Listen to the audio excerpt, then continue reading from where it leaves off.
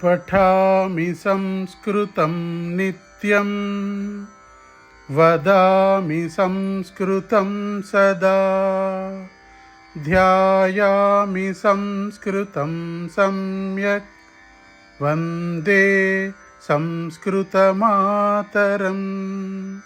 वन्दे संस्कृतमातरं वन्दे संस्कृतमातरम्।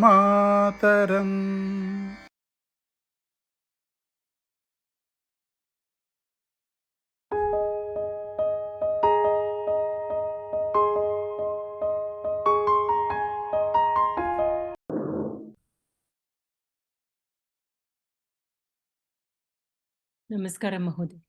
नमस्कार सर्वेभ्यः नमस्कारः। नमस्कार महोदय। नमस्कार महोदय। नमस्कारः सर्वेभ्यः। प्रथमं प्रार्थनां कुर्मः। वागर्थाविव सम्पृक्तौ वागर्थप्रतिपत्तये जगतः पितरौ वन्दे पार्वती परमेश्वरौ। ॐ सहनाववतु सहनौ भुनक्तु सह वीर्यं करवावहै तेजस्विनावधीतमस्तु मा विद्विषावहै। ॐ शान्ति शान्ति शान्तिः। येनाक्षरसमाम्नायम् अधिगम्य महेश्वरात् कृत्स्नं व्याकरणं प्रोक्तं तस्मै पाणिनये नमः। वाक्यकारं वररुचिं भाष्यकारं पतञ्जलिं पाणिनिं सूत्रकारं च प्रणतोऽस्मि मुनित्रयम्। नमस्कार महोदय। नमस्कारं नमस्कारं सर्वेभ्यः नमस्कारः। మనం 5వ పాఠం పోయిన క్లాస్లో పూర్తి చేసుకున్నామండి. చేసుకొని ఇప్పుడు 6వ పాఠంలోకి అడుగు పెట్టబోతున్నాము. నమస్తే మహోదయ. నమస్తే అండి, నమస్తే. 6వ పాఠంలో నమస్కారం నమస్కారం అందరికీ నమస్కారం. నమస్తే మహోదయ. నమస్కారం నమస్తే. సరే, 6వ పాఠంలో ముందుగా అక్కడ ఉన్న సూక్తి చూద్దాము. ఆపత్కాలే చ సంప్రాప్తే యన్మిత్రం మిత్రమేవ తత్. ఆపత్కాలే చ సంప్రాప్తే యన్మిత్రం మిత్రమేవ తత్. పదవి భాగం చూస్తే ఆపత్కాలే చ సంప్రాప్తే యత్ మిత్రం మిత్రం ఏవ తత్ అవుతుంది. యత్ మిత్రం యన్ మిత్రం అయిందండి. ఎవరైనా చెప్పగలరా ఏ సంధి అవుతుందో?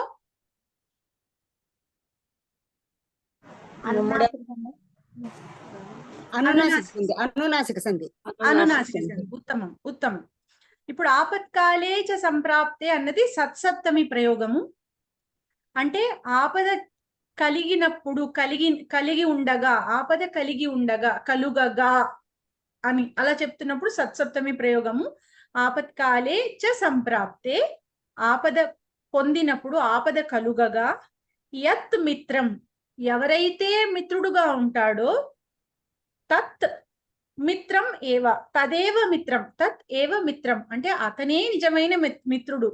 ఆపద కలిగినప్పుడు ఎవరైతే మిత్రుడుగా ఉంటాడో, మిత్రుడుగా ఉండడము అంటే తనకి సహాయం చేస్తూ తన గురించి మంచి ఆలోచిస్తూ ఉండేవాళ్ళు ఎవరైతే ఉంటారో, తన హితము కొరకు ఆలోచించే వాళ్ళు ఎవరైతే ఉంటారో, తనకు ఆపద కలిగినప్పుడు కూడా ఆ విధంగా ప్రవర్తించేవాడే నిజమైన మిత్రుడు. తత్ ఏవ మిత్రం, అతనే నిజమైన మిత్రుడు అని చెప్పారు. ఇది మహాభారతంలో నుంచి తీసుకున్న సూక్తి. మళ్ళీ చెప్పండి. మన్యం ఆపత్కాలే చ సంప్రాప్తే అంటే ఆపద కలిగినప్పుడు, ఆపద కలుగగా, సత్సప్తమి ప్రయోగంలో ఆపద కలుగగా అని అర్థం. అలా కలిగినప్పుడు యత్ మిత్రం ఎవరైతే మిత్రుడో అంటే ఎవరైతే మిత్రుడుగా ప్రవర్తిస్తాడో, తత్ ఏవ మిత్రం అంటే అతనే మిత్రుడు, అతనే నిజమైన మిత్రుడు. ఎవరైతే ఆపదలు కలిగినప్పుడు మిత్రుడి వలె ప్రవర్తించి తన హితము కొరకు ఆలోచించి తనకు సహాయం చేసి తనని ఎలా అన్నా ఆపద నుండి బయటపడేయాలని ఆలోచిస్తాడో అతనే నిజమైన మిత్రుడు అని చెప్పారు. దానికి ఇక్కడ ఇచ్చిన తాత్పర్యం ఆపద కలిగినప్పుడు తోడుగా ఉన్నవాడే నిజమైన మిత్రుడు అని ఇచ్చారు. ఇది మహాభారతం నుండి తీసుకునబడినది. తర్వాత సమాసాల్లో మనం ఇప్పటికీ 3 రకాల సమాసాలు చూసాం. ఒకటి తత్పురుష సమాసం ముందు చూసాము. అక్కడ ఏంటంటే ఉత్తర పద ప్రాధాన్యం కలిగి ఉంటుంది అని అనుకున్నాము. తర్వాత మనం బహువ్రీహి సమాసము చూసాము. అందులో ఏంటంటే అన్యపద ప్రాధాన్యం ఉంటుంది. దానికి ముందర ద్వంద్వము చూసాము. ద్వంద్వంలో ఉభయపద ప్రాధాన్యం ఉన్న రెండు పదాలకి కూడా సమాన ప్రాధాన్యం ఉంటుంది. ఇప్పుడు చూడబోయేది ఏంటంటే అవ్యయీభావ సమాసం. అవ్యయీభావ సమాసంలో పూర్వపదానికి ప్రాధాన్యత ఉంటుంది. ఉత్తర పదానికి ప్రాధాన్యత ఉంటే తత్పురుష, రెండిటికి సమ ప్రాధాన్యత ఉంటే ద్వంద్వ, రెండూ కాదు అన్య పదానికి ప్రాధాన్యత ఉంటే బహువ్రీహి, పూర్వపదానికి ప్రాధాన్యత ఉంటే అవ్యయీభావ సమాసం. ఈ అవ్యయీభావ సమాసంలో ముఖ్యంగా మనం చెప్పుకోవాల్సిన విషయం ఏమిటంటే అవ్యయీభావ సమాసంలో పూర్వపదంలో ప్రాధాన్యమైనదిగా ఉన్నది అవ్యయమే అవుతుంది. దానికి మనము సమస్త పదం ఏదైతే వస్తుందో సమాసం చేయగా అది కూడా అవ్యయమే అవుతుంది. ఇక్కడ చూస్తే మీరు స్క్రీన్ మీద పూర్వపదార్థ ప్రధాన, పూర్వపదానికి ప్రాధాన్యత ఉంటుంది. పూర్వపదం అవ్యయం, పూర్వపదం ఎప్పుడు అవ్యయమే ఉంటుంది. సమస్త పదం అవి అవ్యయమేవ, సమస్త పదం ఎప్పుడు సమాసం చేశాక వచ్చే సమస్త పదం ఏదైతే ఉంటుందో అంటే రెండు పదాలకు మధ్య సమాసం చేశాక వచ్చే పదం ఏదైతే ఉంటుందో అది కూడా ఎప్పుడూ అవ్యయమే. అవ్యయీభావ సమాసంలో ఇది స్టాండర్డ్ రూల్. ఇకపోతే ఆ పూర్వపదంలో ఉన్న అవ్యయం ఏదైతే ఉంటుందో ఆ అవ్యయానికి నిజానికి విగ్రహ వాక్యంలో ఆ అవ్యయం మనకు కనిపించదు. అయితే ఆ అవ్యయానికి చెందిన ఒక అర్థం ఉంటుంది. అంటే ఇప్పుడు మీరు ఇక్కడ ఇచ్చిన ఎగ్జాంపుల్, మొదటి ఎగ్జాంపుల్ చూస్తే ఉప అనే అవ్యయం ఉందనుకోండి. ఉప అన్నదానికి సమీప్యార్థం ఉంది, సమీపే అన్న అర్థం. దానికి వృక్షస్య సమీపే అని రాయాలనుకోండి, వృక్షస్య సమీపే అని చెప్పడానికి ఉపవృక్షం అంటాం. అంటే ఉపవృక్షం సాధుః తిష్టతి, ఉపకృష్ణం గోపికాః సంతి, అంటే కృష్ణుని వద్ద, కృష్ణస్య సమీపే, కృష్ణుని వద్ద గోపికలు ఉన్నారు. ఉప అనేది ఇక్కడ మనకి సమస్త పదంలో ఉప కనిపిస్తుంది, కానీ విగ్రహ వాక్యంలో ఉప అనే దానికి సమీపము అనే అర్థం కాబట్టి ఆ సమీప్యర్థము అక్కడ మనకి విగ్రహ వాక్యంలో కనిపిస్తుంది. వృక్షస్య సమీపే అని. ఈ సమీపే అన్నది మనకి సమస్త పదంలో రాదు, దాని బదులు ఆ ఉప అనే అవ్యయం వచ్చేస్తుంది. అందుకని ఉపవృక్షం అన్నది కూడా ఇందాక మనం చెప్పుకున్నట్టు అవ్యయమే. ఉపవృక్షం అన్నది అవ్యయం. ఇది మరి నపుంసకలింగమా స్త్రీలింగమా ఇలాంటి డిస్కషన్ లేదు. ఉపవృక్షం అవ్యయం. దానిలో పూర్వపదమైన ఉప అది అవ్యయము. ఇక్కడ ఏంటంటే ఉప అంటే సమీపము అన్నదే ప్రాధాన్యం కలిగి ఉన్నది. సమీపము అన్నదే ప్రాధాన్యం కలిగి ఉంది. దాన్ని ఆ సమీప్యార్థాన్ని ఉప అని అవ్యయంతో సూచిస్తాం. తర్వాత రెండవ ఉదాహరణ చూస్తే అధి. అధి అనేది సప్తమి విభక్త్యర్థంలో వాడతారు.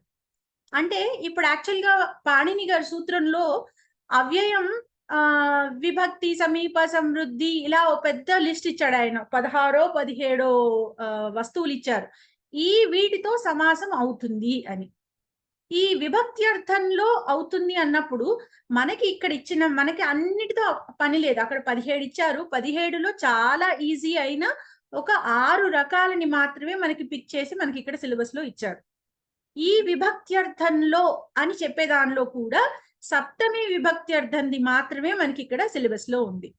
ఇక్కడ సప్తమి విభక్త్యర్థంలో అంటే హరౌ ఇతి అంటే హరియందు, హరియందు అని నేను చెప్పాలనుకోండి, అప్పుడు ఏంటంటే ఆ హరౌ అన్న దానిలో హరిహి శబ్దానికి హరిహి ప్రథమ విభక్తి, హరౌ సప్తమి విభక్తి.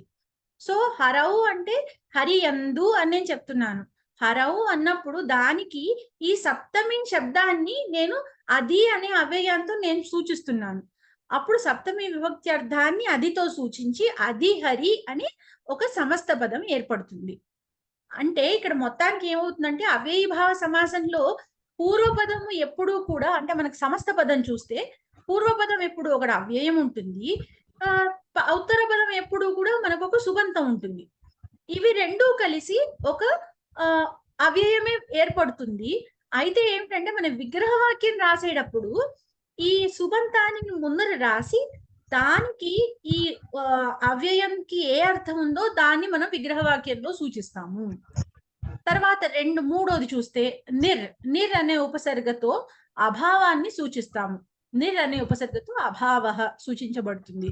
జనానాం అభావ నిర్జనం, మక్షికానాం అభావ నిర్మక్షికం, ఇలా అన్నమాట. అంటే అక్కడ జనానాం అభావ అంటే అక్కడ జనులు లేరు అని చెప్తున్నారు.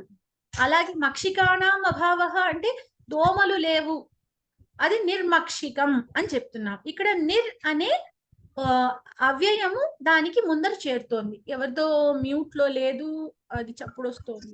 నేను మ్యూట్ చేస్తుంది. ఓకే, తర్వాత యథ. యథ అనేది ఇంకొక అవ్యయం. యథ అన్నదానికి అర్థం ఏంటి? అనతిక్రమ్య. అంటే యథాశక్తి అని ఉందనుకోండి, యథాశక్తి చేస్తున్నాను నేను అంటే నాకు ఎంత శక్తి ఉందో దాన్ని దాటకుండా నేను చేయగలను. దాన్ని దాటి నేను చేయలేను కదా, నాకు ఇంత శక్తి ఉంది. ఆ శక్తిని శక్తి మించి నేను చేయలేను, శక్తి మేరకు నేను చేస్తున్నాము అని చెప్తాను కదా, దాన్ని శక్తిం అనతిక్రమ్య, అతిక్రమించకుండా, శక్తిం అనతిక్రమ్య. ఈ అనతిక్రమ్య అన్న అర్థంలో యథ అని వాడతాం. యథాశక్తి అది కాస్త యథ అనేది అనతిక్రమ్య అనే అర్థంలో వస్తుంది.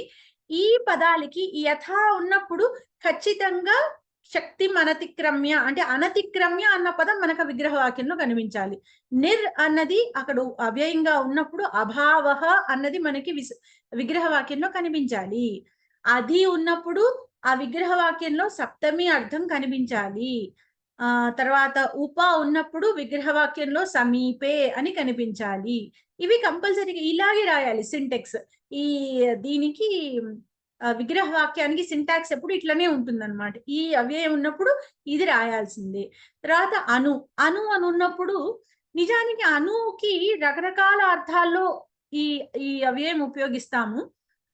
ఉదాహరణకి ఇక్కడేమో అనురూపం అన్నారు. అనురూపం అంటే రూపస్య యోగ్యం, అనుకూలం మనకి తెలిసిన శబ్దం, కూలస్య యోగ్యం. ఇలా ఉన్నప్పుడు అంటే ఏంటంటే ఈ రూపానికి తగినట్టు అని అర్థంలో అనురూపం అని చెప్తున్నాం. అయితే ఈ అనుకి ఇంకొక 2-3 అర్థాలు కూడా ఉన్నాయి అవ్యయాలకి. ఉదాహరణకి నేను అనురామం అన్నాను అనుకోండి, రామస్య పశ్చాత్ అని అర్థం వస్తుంది. అయితే మనకు అది సిలబస్ లో లేదు. మనకున్న అనుకి సంబంధించిన ఒకటే అర్థం ఉంది, యోగ్యం అన్నది. రూపస్య యోగ్యం అనురూపం. తర్వాత ప్రతి అనేది ఏంటంటే వీప్సార్థం. వీప్స అంటే రిపిటీషన్ అన్నమాట. వీప్స అంటే రిపిటీషన్ అంటే దినే ప్రతిరోజు నేను ఇది చేయాలి అనుకోండి, దినే ప్రతిదినం. దీనికి విగ్రహ వాక్యం 2 విధాలుగా రాయొచ్చు, 2 కరెక్టే. దినే అన్నది కరెక్ట్, దినం ప్రతి అన్నది కూడా కరెక్ట్.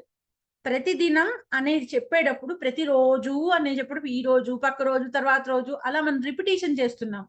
అలా చెప్పినప్పుడు దాన్ని ఈ రిపిటీషన్ ని వీప్సా అంటాం. ఈ వీప్సా అర్థంలో ప్రతి అనేది వాడతాం ఈ అవ్యయాన్ని. అప్పుడు ఏంటి విగ్రహ వాక్యం ఎలా రాయాలంటే దినే దినం ప్రతి, ఈ 2 విధాలుగా ఏదో విధంగా రాయొచ్చు. ఏది రాసినా తప్పు కాదు. ఇప్పుడు ఒక్కసారి టెక్స్ట్ బుక్ లోకి వెళ్ళి దీనికి సంబంధించిన వివరాలు ఒకసారి చదువుకుందాం. ఈ అవ్యయీభావ సమాస, ఈ సమాసము 2 పదాల మధ్య జరుగుతుంది. అంతే కదా, మనం అన్ని కూడా చూస్తున్నాం, సమాసాలన్నీ కూడా 2 పదాల మధ్య జరుగుతుంది. కేవలం ద్వంద్వ సమాసంలో మాత్రమే బహుపద ద్వంద్వం అనే అవకాశం ఉంది. అప్పుడు మాత్రమే అన్ని కలిపి మనం ప్రతిసారి చెప్పుకుంటున్న ఎగ్జాంపులే రామశ్చ, లక్ష్మణశ్చ, భరతశ్చ, శత్రుఘ్నశ్చ అన్ని ఉన్నప్పుడు నలుగురికి కలిపి ఒకటే పదం, ఒకటే సమాసం అవుతుంది. రామ, లక్ష్మణ, భరత, శత్రుఘ్నా అని ఒక సమస్త పదం వచ్చేస్తుంది. లేదంటే మిగతా ఎన్ని పదాలున్నా కూడా మన అన్వయ క్రమంలో చూస్తున్నాం, ఎన్ని పదాలున్నా కూడా 2 పదాలని తీసుకొని ఒక సమస్త పదం చేస్తాం. దానికి ఇంకొక పదాన్ని చేర్చుకొని సమస్త పదం చేసుకుంటాం. అలాగా ఇప్పుడు ఒక 5 పదాలు ఉన్నాయంటే 4 సమాసాలు చేసుకుంటే గానీ మనకి ఆ మొత్తం పూర్తి సమస్త పదం రాదు. అందుకని అవ్యయీభావంలో మామూలు 2 పదాల మధ్యనే జరుగుతుంది, బహుపద ద్వంద్వంలో కాకుండా మిగతా అన్నిట్లో లాగా. ఈ సమాసంలో పూర్వపదం యొక్క అర్థానికి ప్రాధాన్యం ఉంటుంది. సమస్త పదంలోని మొదటి పదం అవ్యయం అయి ఉంటుంది. ఉపకృష్ణం అంటే కృష్ణస్య సమీపే, కృష్ణుని దగ్గర అని అర్థం. ఇక్కడ సమీపం అని అర్థాన్ని ఇచ్చే ఉప అనే అవ్యయానికి కృష్ణ అనే నామపదానికి సమాసం జరిగింది. అదే విధంగా సమస్త పదం అవ్యయం అయ్యింది. అంతేకాక పూర్వపదమైన ఉప అనే దానికి అర్థమైన సమీపం అనే దానికి ప్రాధాన్యం ఉంది. అందుకని అవ్యయీభావ సమాసానికి చెప్పిన అన్ని లక్షణాలు ఇక్కడ ఉన్నాయి. అవ్యయీభావ సమాసము అనేక విధాలుగా ఉంటుంది. వాటిలో ముఖ్యమైన కొన్నిటిని మాత్రమే కింది ఉదాహరణ రూపంలో తెలుసుకుందాము. మనకి ఇవి దాటి వెళ్లాల్సిన పని లేదు. మనకి ఇచ్చిన 6 రకాలు ఇచ్చారు. ఈ 6 రకాలు నేర్చుకుంటే చాలు. మొత్తం నిజానికి అవ్యయీభావలో 17 రకాలు ఎన్నో ఉన్నాయి. బట్ మనకు అవన్నీ తెలుసుకోవాల్సిన పని లేదు ప్రస్తుతానికి. తర్వాత ఉపవృక్షం. ఉపవృక్షం అంటే వృక్షస్య సమీపే, చెట్టు దగ్గర. ఇందాక చూసాం కదా, ఉపకృష్ణం అన్నప్పుడు కృష్ణస్య సమీపే. ఉపవృక్షం వృక్షస్య సమీపే అంటే చెట్టు దగ్గర. అధిహరి అంటే ఇక్కడ అధి అనేది సప్తమ్యంతంలో సప్తమ్యర్థంలో చెప్పారు, అందుకని హరౌ ఇతి అంటే హరి యందు. తర్వాత నిర్జనం, జనానాం అభావ, జనులు లేకపోవడం. ఇందాక నేను ఇంకొక ఎగ్జాంపుల్ చెప్పింది నిర్మక్షికం, మక్షికాణాం అభావ, దోమలు లేకపోవడం. యథాశక్తి, శక్తిం అనతిక్రమ్య అంటే శక్తిని మించకుండా. అనురూపం, రూపస్య యోగ్యం, రూపానికి తగిన. దీనికి ఇంకొకటి అనుకూలం చెప్పాను నేను ఇందాక, కూలస్య యోగ్యం. నిత్యం కూడా చెప్పచ్చు కదండి. అనునిత్యం, నిత్యం నిత్యం కాదా? అనునిత్యం కాదు, అది యోగ్యానికి యోగ్యార్థంలో కాదు కదా అనునిత్యం అన్నది. ఇదేంటంటే రూపానికి తగిన, కూలానికి తగిన అలా చెప్పినప్పుడు. కూలము అంటే ఒక అడ్డనం, ఒక తీరం అన్నమాట. ఒక తీరంలో ఒక నది ఉందనుకోండి, అటువైపు తీరము అని చెప్పినప్పుడు అది కూలం, ఒక ఒడ్డు. అనుకూలం అంటే ఏంటంటే ఆ కూలానికి తగినట్టు. ఇప్పుడు మనం ఇప్పుడు ఏంటంటే ఒక పెళ్లి అయినప్పుడు వాళ్ళు అనుకూలంగా ఉన్నారు అంటే ఏంటంటే వారికి సమానంగా. గీత గారు దయచేసి మ్యూట్ చేసుకోండి. గీతా మహోదయ దయచేసి మ్యూట్ చేసుకోండి. సో అవతల వాళ్ళకి తగినట్లుగా ఉన్నారు అని చెప్తున్నారు కాబట్టి అక్కడ అనుకూలం అన్నది రూపానికి తగిన అని అనురూపం లాంటిది. కానీ అనునిత్యం అన్నది అలాంటిది కాదు. సరే, ప్రతి వృక్షం, వృక్షం ప్రతి ఒక్క చెట్టును. అలాగే ఇందాక మనం చూసిన ప్రతి దినం, దినం ప్రతి, లేకపోతే దినే కూడా అనొచ్చు. ఇక్కడ కూడా వృక్షే అనొచ్చు. పై ఉదాహరణలలో ఉప, అధి, నిర్, యథా, అను, ప్రతి అనే ఈ అవ్యయాలు వేరువేరు అర్థాలలో సమాసంలో ఉండటం గమనించండి. ఇది అవ్యయీభావ సమాసాన్ని గురించి ఇచ్చినది. తర్వాత ఏం చేశారంటే సర్వ సమాస నియమాహ. ఇప్పుడు మన ఇన్ని సమాసాలు విజయ్ కుమార్ మహోదయ అడగండి. మ్యూట్ లో ఉన్నారండి. మేడం ఒక డౌట్ అండి. చెప్పండి. ఒక్క నిమిషం మహోదయ, శారద మహోదయ ఒక్క నిమిషం అడగండి. ఒక్క నిమిషం చెప్పండి మహోదయ. ఉపవృక్షం, అధిహరి, ఈ నిర్జనం, ఈ పదంలో ఈ ఉత్తర పదం ఉంది కదమ్మా, ఉత్తర పదం అది ఉపవృక్షంలో వృక్షం అనేది ఉంది కదా, వృక్షము, హరి, నిర్జనము, ఈ శక్తి, ఇవన్నీ ప్రాతిపదికలుగా వస్తాయా లేకపోతే? ప్రాతిపదికలు కావు. ఎందుకంటే వృక్షం అన్నదానికి వృక్ష పదం ప్రాతిపదిక. అది వృక్షం అంటే ఉప ఉన్నప్పుడు మకారమే చేరుతుంది వెనకాల చివర. ఇప్పుడు కొన్నిటిలో మకారం చేరుతుంది, కొన్నిట్లో అంటే కొన్ని అర్థాలకి మకారం చేరుతుంది. ఇప్పుడు ఉప అన్నప్పుడు సమీప్యార్థం కదా, ఆ సమీప్యార్థంలో మకారం చేరుతుంది. ఉపకృష్ణం, ఉపవృక్షం అలాగా. కానీ ఈ అధిహరి, అధి ఉన్నప్పుడు అక్కడ మకారం చేరదు, అక్కడ కేవలం ప్రాతిపదిక వస్తుంది. అన్నిటికీ మకారం రావాలని కాదు. ఇప్పుడు నిర్జనం అన్నప్పుడు ఈ అభావాన్ని చెప్తున్నారు ఇక్కడ. ఈ అభావార్థంలో మకారం చేరుతుంది. సో ఎక్కడెక్కడ చేరుతోంది, ఎక్కడెక్కడ చేరట్లేదు అవి చూసుకోండి. ఇప్పుడు మనకి ఇచ్చిన 6 రకాల్లో సప్తమ్యార్థంలోను అతి అనతిక్రమ్య అనే అర్థంలోనూ చేరట్లేదు మకారం. మిగతా అన్నిట్లో మకారం చేరుతుంది. అంతే అంతే అంతే. ఈ అర్థంలో చేరుతుంది. పేజ్ నంబర్ చెప్తారా మహోదయ? 110, 6వ పాఠం. ధన్యవాదాలు. శారద మహోదయ అడగండి అమ్మా. ఇప్పుడు నిర్మానుష్యం కూడా ఇది దీని కిందకే వస్తుంది కదా మేడం? వస్తుంది. నిర్మానుష్యం కూడా మనుష్యాణం అభావ. నిష్కల్మషం ఏ గ్రూప్ కి వస్తుంది మేడం? నహా ప్లస్ కల్మషమా దేని కిందకి వస్తుంది? నిష్కల్మషమా, నీ ప్లస్ కల్మషం అవుతుంది అది. అచ్చా. నిహి అమ్మాయి. ప్లస్ కల్మషము అక్కడ మనకి విసర్గ సకార సంధయి మళ్ళీ ష్టుత్వం అవుతుంది అక్కడ. మళ్ళీ చెప్పండి మేడం ప్లీజ్. నిష్కల్మషంలో అవును. నిహి ప్లస్ కల్మషం, ఓ నిహి. నిహి ప్లస్ కల్మషం అది ఓకే. విసర్గ సకార సంధి అవుతుంది. Okay madam. తర్వాత ఇంకోటి అధిహరి మాదిరి ఇంకేదైనా ఎగ్జాంపుల్ ఉందా ఈ విభక్తి అర్థం లోపల? ఉందండి, ఇప్పుడు మనకు వస్తుంది అనుకుంటాను, చూద్దాం, అది ఎగ్జాంపుల్స్ లో రావాలి. ఇది నిష్కల్మషం అధిరోహణ అభ్యాసాల్లో వచ్చింది మాన్య, అభ్యాసాల్లో వచ్చినాయి. వస్తుంది, అభ్యాసంలో వస్తుంది, నాకు ఇప్పుడు కరెక్ట్ గుర్తు రావట్లేదు. అభ్యాసంలో వస్తుంది, అప్పుడు చూద్దామండి. అది ఆత్మని ఇది అన్నాడు చూసారా, అభ్యాసాలు అధ్యాత్మం అధ్యాత్మం వస్తుంది. అధ్యాత్మం అవుతుంది. అధ్యాత్మం. ఆత్మని అనేది అది సప్తమి అర్థమే మళ్ళీ. మీరు ఇందాక ఈ ఉపా దగ్గర అట్లాంటి చోట మకారం వస్తుంది అన్నారు కదా, అది ఉత్తర పదాన్ని ద్వితీయ విభక్తి కింద లెక్కేసుకోవచ్చా? కాదు కాదు కాదు వేయకూడదు. వేయకూడదు. ప్రాతిపదిక వచ్చి దాని పక్కన మకారం వస్తుంది అంతే అంతే. అంతే, అది అవ్యయం అంతే. విభక్తి అవకాశం లేదు, ఇది అవ్యయమే. ఇది ఏమి ఉండవు, అదే చూస్తున్నా. అవ్యయమే, విభక్తి అవకాశం లేదు, దీనికి అవకాశం లేదు కదా, అందుకే లేదు అడుగుతున్నా. లేదు. సరే, ఇప్పుడు సర్వ సమాస నియమా అని ఇచ్చారు. మన ఇంతవరకు చదివిన రకరకాల సమాసాలకి సంబంధించి అన్నిటికీ కామన్ గా ఉన్న కొన్ని రూల్స్ ని తీసుకొచ్చి మనకి ఇక్కడ లిస్ట్ అవుట్ చేశారు. ఇది కూడా కొంచెం బ్రీఫ్ గా ఇందులో ఉంది, మనకి స్క్రీన్ మీద చూపిస్తాను ఒకసారి.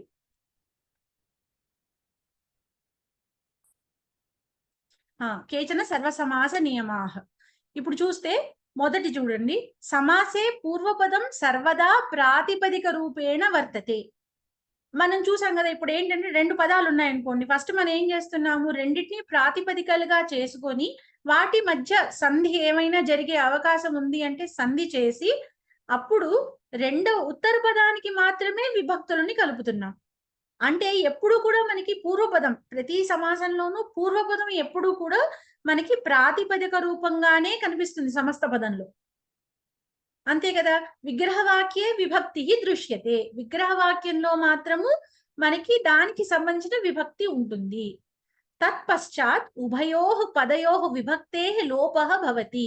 దాని తర్వాత అంటే ముందర విగ్రహవాక్యంలో అప్పుడు విభక్తి మనకు కనిపిస్తుంది, తర్వాత రెండు పదాలకి విభక్తి లోపం అవుతుంది. పునః సమస్త పదం విభక్తిం ప్రాప్నోతి, తర్వాత సమస్త పదం ఒకటి తయారవుతుంది. అప్పుడు ఆ సమస్త పదానికి విభక్తి చేరుస్తాం మనం. ప్రథమా విభక్తి అయినా కూడా సమస్త పదానికి చేరుస్తాం. అతః పూర్వపదమేవ ప్రాతిపదిక రూపేణ స్వీక్రియతే ఇతి భాతి. అంటే మనకి రెండో పదానికి మనకు అక్కడ ఎలాగా విభక్తి అనేది ఒకటి కనిపిస్తుంది, ప్రథమానో ద్వితీయానో ఏదో ఒక విభక్తి కనిపిస్తుంది. అయితే మనకు అక్కడ చూడ్డానికి మాత్రం ఎలా కనిపిస్తుంది, మొదటి పదం మాత్రము అంటే పూర్వపదం ఏదైతే ఉందో అది మాత్రం ప్రాతిపదిక, రెండోది ప్రాతిపదిక కాదేమో అనిపిస్తుంది. ఎందుకంటే మనం ఏదో ఒక విభక్తిని చేర్చే పద ప్రయోగం కదా, మనం అనుకున్నాం కదా, విభక్తి లేనిదే మనకు ఆ పద ప్రయోగానికి అవకాశం లేదు అని మొదటి క్లాస్ లోనే చెప్పుకున్నాం. అందుకని సుక్తినంతం పదం అని చెప్పుకున్నాం. అంటే సుబంధంగాని తినంతంగాని చేరిస్తేనే అది పదంగా ప్రయోగించడానికి అర్హత పొందుతుంది ఒక శబ్దం. ఇక్కడ నీల మేఘ ఉందనుకోండి, మనకి ఇలా చూస్తే సమస్త పదంలో నీల అనేది మనకి ప్రాతిపదికం తెలుస్తోంది. మేఘ అనేసరికి అక్కడ మనకి మేఘలో ప్రథమ విభక్తి చేరి కనిపిస్తోంది. సో మనకి ఇలా సమస్త పదంలో నిజానికి మొదటిది ఒకటే ప్రాతిపదిక, తర్వాత ప్రాతిపదిక కాదు అనిపిస్తోంది, కానీ అది సమస్త పదం చేసినప్పుడు నిజానికి నీల మేఘ అనే ప్రాతిపదిక అయ్యాకే దానికి విసర్గ ప్రథమ విభక్తి బదులు విసర్గని చేర్చి నీలమేఘ అని ప్రథమ విభక్తిలో ప్రయోగిస్తున్నాం. దానికి విగ్రహవాక్యం చూసేసరికి మాత్రం నీలహ మేఘ అని విభక్తితో పాటే రెండు పదాలు మనకి కనిపిస్తుంది, నీలహ మేఘ అని. ఇది మొదటి అంశం. తర్వాత రెండోది చూస్తే సమస్త పద రచనే సందేహ అవసరః అస్తి చేత్ అవశ్యం కరణీయః. ఎప్పుడైతే సమస్త పదం చేస్తున్నప్పుడు ముందర రెండిటికి ప్రాతిపదికలు రాసుకున్న తర్వాత వాటిని చేర్చి ఒకచోట చేర్చి సమస్త పదాన్ని రాస్తున్నాం. ఇలా రాస్తున్నప్పుడు వాటి మధ్యలో మనకు ఒకవేళ సంధి చేసే అవకాశం ఉంటే గనక ఖచ్చితంగా సంధి చేయాలి. అవశ్యం కరణీయ, ఖచ్చితంగా చేసి తీరాలి. ఇప్పుడు చూడండి, భగవతః అనుగ్రహః అంటే భగవంతుని యొక్క అనుగ్రహం అని చెప్తున్నాం. అలా చెప్పేటప్పుడు ఏం చేస్తాం, ఫస్ట్ భగవతః అన్నదానికి ప్రాతిపదిక భగవత్ అని రాసుకుంటాం. అనుగ్రహకి అనుగ్రహ అని రాసుకొని భగవత్ అనుగ్రహ అవుతుంది. అక్కడ ఏంటంటే తకారానికి అకారం వచ్చేసరికి జస్వ సంధి అయ్యి భగవద్ అనుగ్రహ అనే ప్రాతిపదిక ముందర వస్తుంది. దానికి మనము సుబంతాన్ని చేర్చి, ప్రథమా విభక్తి సుబంతాన్ని చేర్చి భగవద్ అనుగ్రహ అని పదాన్ని రాసుకుంటున్నాం మనం సమస్త పదంగా. అలాగే తర్వాత ఇచ్చిన ఎగ్జాంపుల్ చూడండి, విద్యాయాః ఆలయః, విద్యా ఆలయః, విద్యా ఆలయ రెండిటికి ప్రాతిపదికలు రాసుకుంటే నిజానికి విద్యా ఆలయ అవుతుంది. ఇప్పుడు విద్యా ఆలయ అన్నప్పుడు అక్కడ సవర్ణ దీర్ఘ సంధి అయ్యే అవకాశం ఉంది, అందుకని విద్యాలయ అవుతుంది. అప్పుడు దానికి విసర్గని చేర్చి, అంటే ప్రథమా విభక్తికి చెందిన విసర్గని చేర్చి విద్యాలయ అని చేస్తున్నాం. అంటే ఇక్కడ ఈ పాయింట్లు చెప్పే విషయం ఏంటంటే, ఒకవేళ సంధి చేసే అవకాశం ఉంది అంటే ఖచ్చితంగా సంధి చేయాలి. అది రెండో పాయింట్. తర్వాత మూడోది ఏం చెప్తున్నారు, బహుపద సమాసేషు ద్వే ద్వే పదే స్వీకృత్య ఏవ విగ్రహవాక్యం సమస్త పదంచ వక్తవ్యం. బహుపద ద్వంద్వే తు ప్రత్యేకం పదం స్వీకర్తుం శక్యతే. అంటే ఏదో ఇందాక మనం చెప్పుకున్నది రామశ్చ లక్ష్మణశ్చ భరతశ్చ శత్రుఘ్నశ్చ అని ఉన్నప్పుడు కేవలం బహుపద ద్వంద్వంలో మాత్రమే ఈ 4 పదాలు ఒక్కసారి తీసుకొని సమస్త పదం, ఒకే సమస్త పదం డైరెక్ట్ గా చేస్తున్నాం, రామ లక్ష్మణ భరత శత్రుఘ్న అని. మిగతా ఎప్పుడైనా కూడా మన అన్వయ రచనలో చూస్తున్నప్పుడు పీత ప్రతిబద్ధ వత్సాం అన్నప్పుడు ముందు పీత ప్రతిబద్ధకి ముందర రాసుకొని తర్వాత పీత ప్రతిబద్ధ వత్సాం అన్నదానికి తర్వాత రాస్తున్నాం. అంటే బహుపద సమాసం ఉన్నప్పుడు ముందర రెండేసి ముందర తీసుకొని విగ్రహవాక్యాలు రాసుకొని సమస్త పదాలు చేసుకొని అప్పుడు పూర్తిగా 4 5 ఉంటే అన్నేసి సమాసాలు వస్తాయి. ద్వంద్వంలో మాత్రమే ఇలా అన్ని కలిపి ఒక్కసారిగా ఇన్ వన్ స్టెప్ చేసే అవకాశం ఉంది. తర్వాత నాలుగోది, సమస్త పదస్య కాపి విభక్తి భవేత్ కింటు తస్య విగ్రహవాక్యం తు ప్రథమా విభక్తౌ ఏవ వక్తవ్యం. పశ్చాత్ విభక్త్యనుగుణం తద్ శబ్ద రూపం సూచనీయం. అదే మనం ప్రతిసారి అన్వయ రచనలో చూస్తున్నాం, వాక్యాల్లో చూస్తున్నాం. ఆ పదంలో సమస్త పదంలో ఒకవేళ విభక్తిని చేర్చి ఇస్తే, ఉదాహరణకి ఇక్కడ పీతాంబరేణ అన్నారు, పీతాంబరేణ అని ఉన్నప్పుడు ముందర మనం ఏం చేయాలి, పీతాంబరం పీతాంబరః అన్నదానికి విగ్రహవాక్యం రాసుకొని దానికి తేన పక్కన విడిగా సర్వనామ శబ్దాన్ని రాసుకుంటున్నాం. అదే చెప్తున్నారు, సమస్త పదంలో విభక్తి ఒకవేళ ఉంటే పీతాంబరేణ అని విభక్తి ఉంటే ముందర దాన్ని ప్రథమా విభక్తి పదానికి మాత్రమే విగ్రహవాక్యాన్ని రాసుకొని తర్వాత తద్ యొక్క శబ్ద రూపం చేత సర్వనామం చేత ఈ విభక్తిని సూచించాలి అని ఇస్తున్నాడు. పీతాంబరేణ అంటే పీతాంబరహకి పీతం అంబరం యస్య సహ బహువ్రీహి సమాసము, దానికి ఈ ఏణ అనున్న తేన అనే సర్వనామాన్ని పక్కన రాస్తున్నాం. తర్వాత రామభక్తస్య అన్నప్పుడు కూడా తస్య అనే సర్వనామాన్ని ముందు పక్కన రాసుకొని రామస్య భక్తః తస్య అని రాస్తున్నాం. ఇది ఇక్కడ ఇచ్చిన నియమాలన్నమాట. సరే, ఒకసారి మనం టెక్స్ట్ బుక్ లో కూడా ఇందులో ఇచ్చిన నియమాల గురించి ఒకసారి చూసుకుందాం, చూసేసి అప్పుడు తర్వాత అంశానికి వెళ్దాం. సర్వ సమాస నియమాః, 6 విధాలైన సమాసాలను మనం చూసాం. ఇప్పుడు ఈ 6 సమాసాలకు సంబంధించిన కొన్ని అంశాలను గమనిద్దాం. సమాసంలో పూర్వపదం ఎల్లప్పుడూ ప్రాతిపదిక రూపంలో ఉంటుంది. శబ్దం యొక్క మూల రూపాన్ని ప్రాతిపదిక అంటారు. అందువలన పూర్వపదం యొక్క విభక్తి కనిపించదు. వాస్తవానికి సమాసంలో విగ్రహవాక్యం చెప్పిన తర్వాత పూర్వోత్తర పదాల విభక్తి లోపిస్తుంది, తర్వాత సమస్త పదం విభక్తిని పొందుతుంది. పూర్వపదానికి విభక్తి ప్రత్యయం మళ్ళీ రాదు. అందువలన పూర్వపదానికి విభక్తి లోపం జరుగుతుంది అని సామాన్యంగా చెప్తాము. నిజానికి రెండిటికి లోపం వచ్చి తర్వాత సమస్త పదానికి విభక్తి చేరుతుంది, కానీ మనకు కనిపించేటప్పుడు రెండో పదానికి విభక్తి కనిపిస్తుంది కాబట్టి మనం ఏం చెప్తున్నామంటే పూర్వపదానికి విభక్తి లోపిస్తుంది అని చెప్పేసి ఊరుకుంటున్నాం. నీలమేఘ, ఇక్కడ నీల శబ్దానికి ముందు విభక్తి ప్రత్యయం లేకపోవడాన్ని గమనించండి.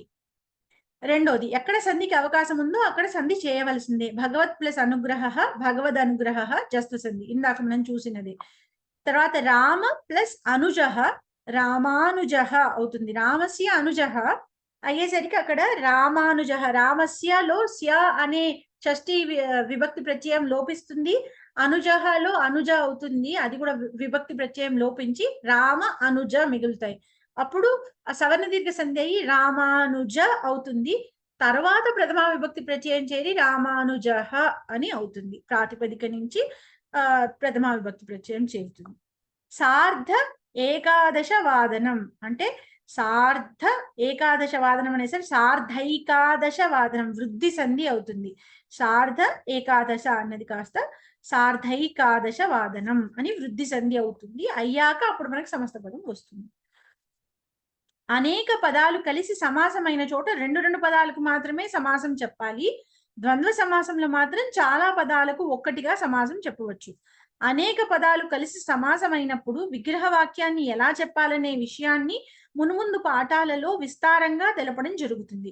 బహుపద ద్వంద్వానికి ఇది ఉదాహరణ చెప్తూనే ఉన్నాం మనం. అది సమస్త పదం ద్వితీయాది పదాంతమైనప్పటికీ విగ్రహ వాక్యాన్ని ప్రథమాంతంగానే చెప్పి చివరికి తం, తేన, తస్య మొదలైన అవసరమైన విభక్తిని సూచించాలి.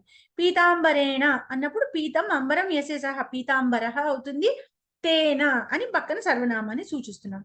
దశరథ పుత్రాయ దశరథస్య పుత్రః దశరథ పుత్రః అవుతుంది. అప్పుడు పుత్రాయ అని చతుర్థి చెప్పారు కాబట్టి తస్మై అనే సర్వనామాన్ని మనం పక్కన రాస్తాము.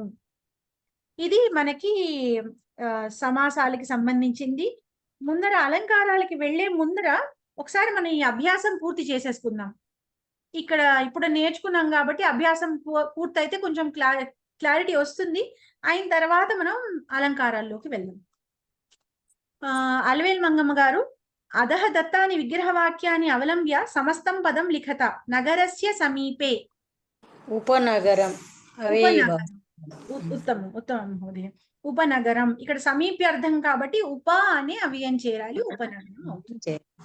అస్తు. విజయ్ కుమార్ మహోదయ ఆత్మని ఇతి. విజయ్ కుమార్ మహోదయ మ్యూట్ లో ఉన్నారండి. అది ఆత్మ ఆత్మని అనట్టమ్మా. అది ఆత్మని అది ఉన్నప్పుడు అధ్యాత్మం అవ్వాలి. అది అది ఇక్కడ మకారం చెప్పుకోలేము ఇందాక మనం.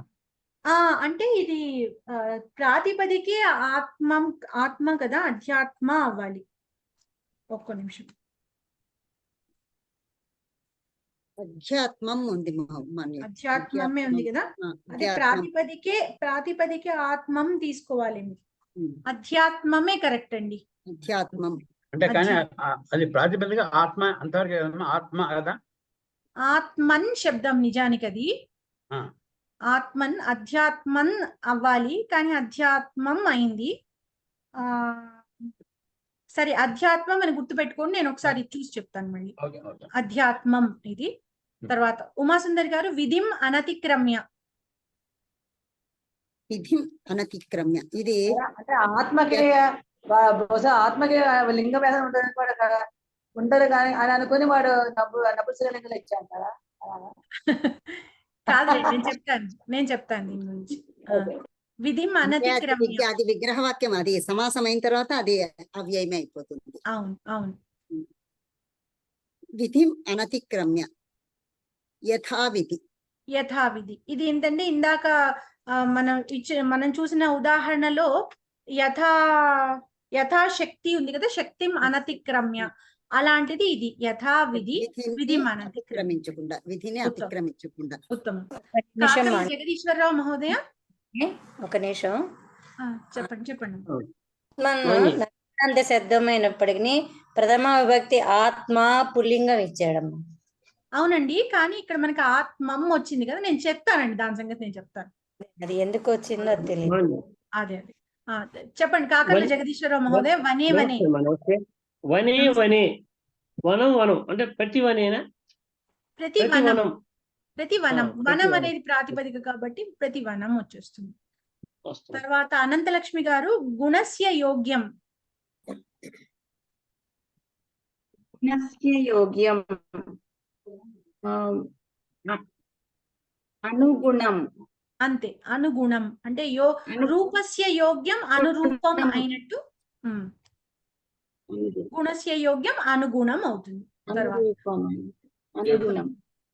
చిట్టి పద్మావతి మహోదయే మక్షికాణాం అభావః. నమస్తే మేడం. నమస్తే అండి. నేను చెప్పలేను, నేను ఇప్పుడే జాయిన్ అయ్యాను. సరే సరే. లలితా పరిమి గారు మక్షికాణాం అభావః. నిర్మక్షికం అండి.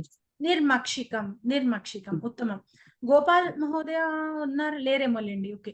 గౌరీ మోహన్ మహోదయ జనే జనే.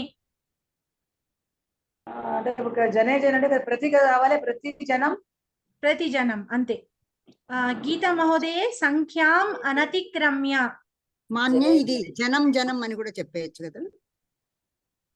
జనం ప్రతి అనాలి. అప్పుడు జనం ప్రతి. జనం అన్నప్పుడు ప్రతి వాడాలి. లేదు సప్తమిలో చెప్తే జనే జనే అనొచ్చు. అంతే సప్తమి. అంటే ప్రతి ఇప్పుడు ఎలా రాసుకోవాలంటారు? ప్రతి జనం అంతే. అది కరెక్టే. దానిలో తేడా లేదు. విగ్రహ అంటే సమస్త పదం తేడా రాదు మీకు. విగ్రహ వాక్యము జనే జనే అని ఉండొచ్చు, లేకపోతే జనం ప్రతి అని కూడా అనొచ్చు. Okay okay. గీతా మహోదయ సంఖ్యాం నపుంసకలింగం కదమ్మా. నపుంసక ప్రథమ విభక్తి. ఏదండి? జనమా? జనం ప్రతి.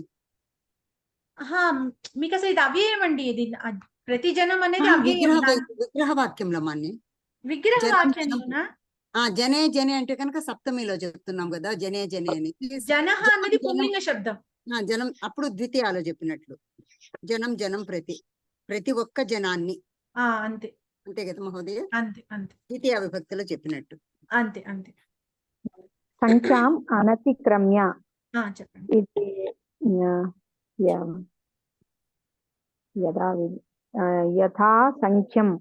యథా సంఖ్యం. ఉత్తమం మహోదయ. రాజలక్ష్మి మహోదయ అర్థం. రాజలక్ష్మి మహోదయ ఉన్నారా? సరే. శారదా మహోదయ అర్థం. ప్రత్యర్థం. ప్రతి ప్లస్ అర్థము అక్కడ సంధి అవుతుంది కాబట్టి అనుసంధి అయ్యి ప్రత్యర్థం అయిపోతుంది. ఉత్తమం. ఆదేశం మాన్య ఇక్కడ అర్థం ప్రతి ఇవ్వలేదేం కదా. అదే అర్థం ఉంటే ప్రతి ఇవ్వాలండి, లేకపోతే నాకు ఇటువంటి వచ్చినప్పుడు కొంచెం కన్ఫ్యూషన్ వస్తుంది. అర్థే ఉండాలి, లేకపోతే అర్థం ప్రతి అని రావాలి. ఇక్కడ ప్రతి రాలేదన్నమాట. రాసుకోవాలి కదా. సరే. జమ్ముల వెంకట సుబ్బారావు మహోదయ ఆదేశం అనతిక్రమ్య.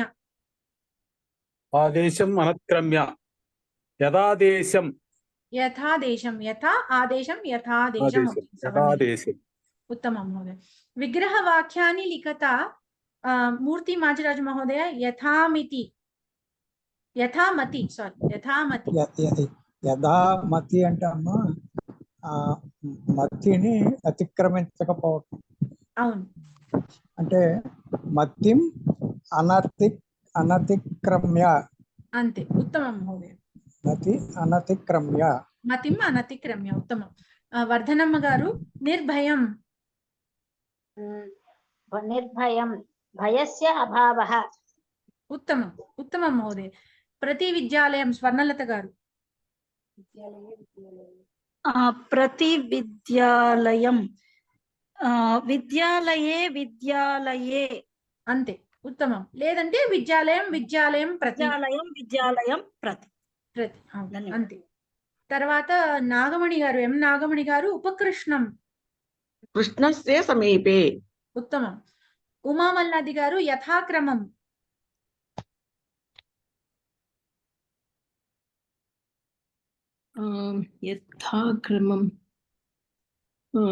క్రమం అనతిక్రమ్య. ఉత్తమం మహోదయ. తర్వాత శ్రీలక్ష్మి గారు ప్రతిదినం. జూన్ జూలై ఉంది. ప్రతిదినం కదండి. దినే లేదంటే దినం ప్రతి రెండు రాయొచ్చు. తర్వాత మహాలక్ష్మి గారు ఉపవనం. వనస్య సమీపే. ఉత్తమం. తర్వాత సత్యవాణి గారు ప్రతి మాసం. మాసే ప్రతి మాసం. మాసే. ఉత్తమం. అనితా కుసుమ గారు నిర్దోషం.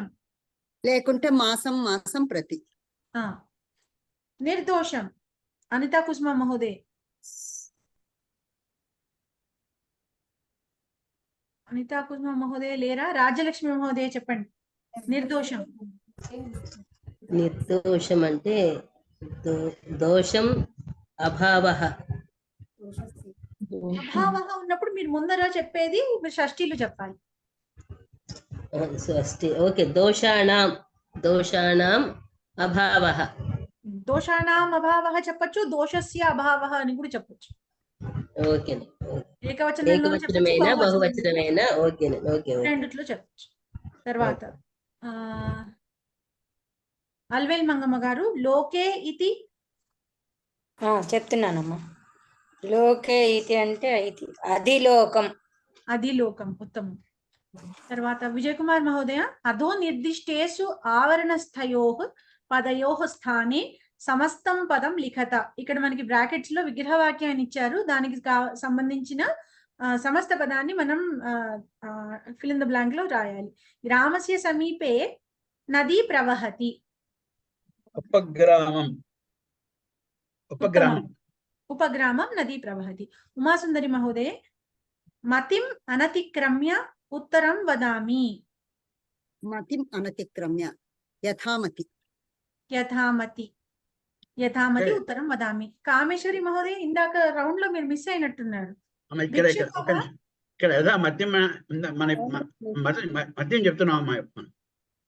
లేదండి, యథామతి ఉత్తరం వదామి అంటే ఇందాక వచ్చిన చోట పైన కూడాను అనతిక్రమ్య వచ్చిన చోట మకారం చెప్పాము, 2 చోట్ల మకారం చెప్పాము.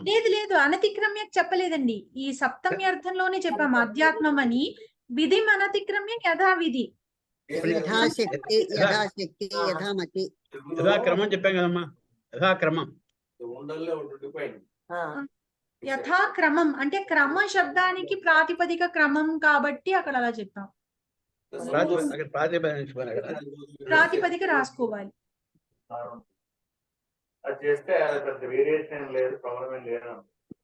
కామేశ్వరి మహోదయ్ చెప్పాం కదమ్మా. అప్పుడు మనం ఏంటండి ఇందాక చెప్పాం. ఎగ్జాంపుల్ మీరు వేసిన అర్థం కాలేదు, చెప్పండి మళ్ళీ చెప్పండి. అల్వేల్ మంగమ్మ. చిట్టి పద్మావతి గారు దయచేసి మ్యూట్ చేసుకుంటారా? వినిపించట్లేదండి వేరే వాళ్ళు చెప్పేది. చెప్పండి మహోదయ్. అల్వేల్ మంగమ్మ గారు చెప్పండి, ఏమన్నారు? స్లైడ్ వేసినప్పుడు యథాకి వేయటానికి ఉదాహరణకి అనతిక్రమ్య అని చెప్పినప్పుడు శక్తి అనతిక్రమ్యానే చేశాం. క్రమం అని చేయలేదే, క్రమ్యం అని కాదు. ఆయన చెప్పేది యథాక్రమం అని మనకి అభ్యాసంలో ఒకటి వచ్చింది. అభ్యాసంలో వచ్చింది. యథాక్రమం అని ఉంది కదా, అప్పుడు మరి అక్కడ మనం మకారం ఎందుకు చేర్చాము అని అడుగుతున్నారు. అది క్రమం అన్న దానికి అది ప్రాతిపదిక క్రమం అని ఉంది కాబట్టి యథాక్రమం అని రాసుకోవాలి. హరి శబ్దానికి శక్తి శబ్దానికి శక్తి అనేదే ప్రాతిపదిక కాబట్టి యథాశక్తి అయింది. ఇక్కడ మతి శబ్దమే ప్రాతిపదిక కాబట్టి యథామతి అయింది. ఇందాక ఎవరిని అడిగాను? కామేశ్వరి గారు మిమ్మల్ని కదా అడిగింది. భిక్షుకః గ్రామం గ్రామం గచ్చతి. ప్రతి గ్రామం గచ్చతి. చిట్టి పద్మావతి మహోదయ చెప్తారా? నవరాత్రోత్సవ కాలే గృహే గృహే సరస్వతి పూజ ప్రచలతి. ప్రతి గృహం సరస్వతి పూజ ప్రచలతి. ఉమాసుందరి మహోదయ సదనే సదనే సంస్కృతం విలసేత్. సదనే సదనే సంస్కృతం విలసేత్. ప్రతి సదనం. విలసేత్ ఏ లకారం అండి? విలసేత్ ఆత్మనేపది. విధిలింగ్. విలసేత్ విధిలింగ్. ఉత్తమం. కాకర్ల జగదీశ్వరరావు మహోదయ సన్యాసి కుటీరస్య సమీపే ఉపవిశతి. ఉపకుటీరం. అంతే. అనంతలక్ష్మి గారు గురుః శాస్త్రం అనతిక్రమ్య బోధయతి.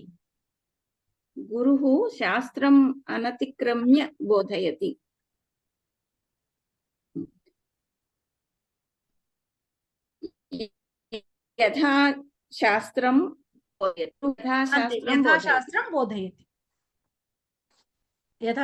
బోధయతి. తర్వాత One minute, లలిత madam. పరిమిగి ఇంతకుముందు ఉప కుటీరే అని చెప్పినారా? కాదు, ఉపకుటీరమ్మే. నేను నాకు ఉప కుటీరే అన్నట్లు పడింది, అందుకని కాదు క్లారిఫై. కాదు కాదండి, ఉపకృష్ణం, ఉపవృక్షం, ఉపకుటీరం అన్ని ఉపకుటీరమే.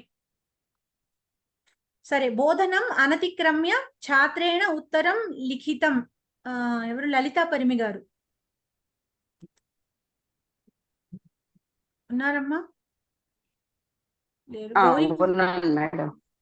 చెప్పండి చెప్పండి. బోధనం యథాబోధనం యథాబోధనం ఛాత్రేణ ఉత్తరం లిఖితం. లిఖితం. ఉత్తమం. ఆకెళ్ళ గౌరీమోహన్ గారు, క్రమం అనతిక్రమ్య సహ పూజాం కృతవాన్.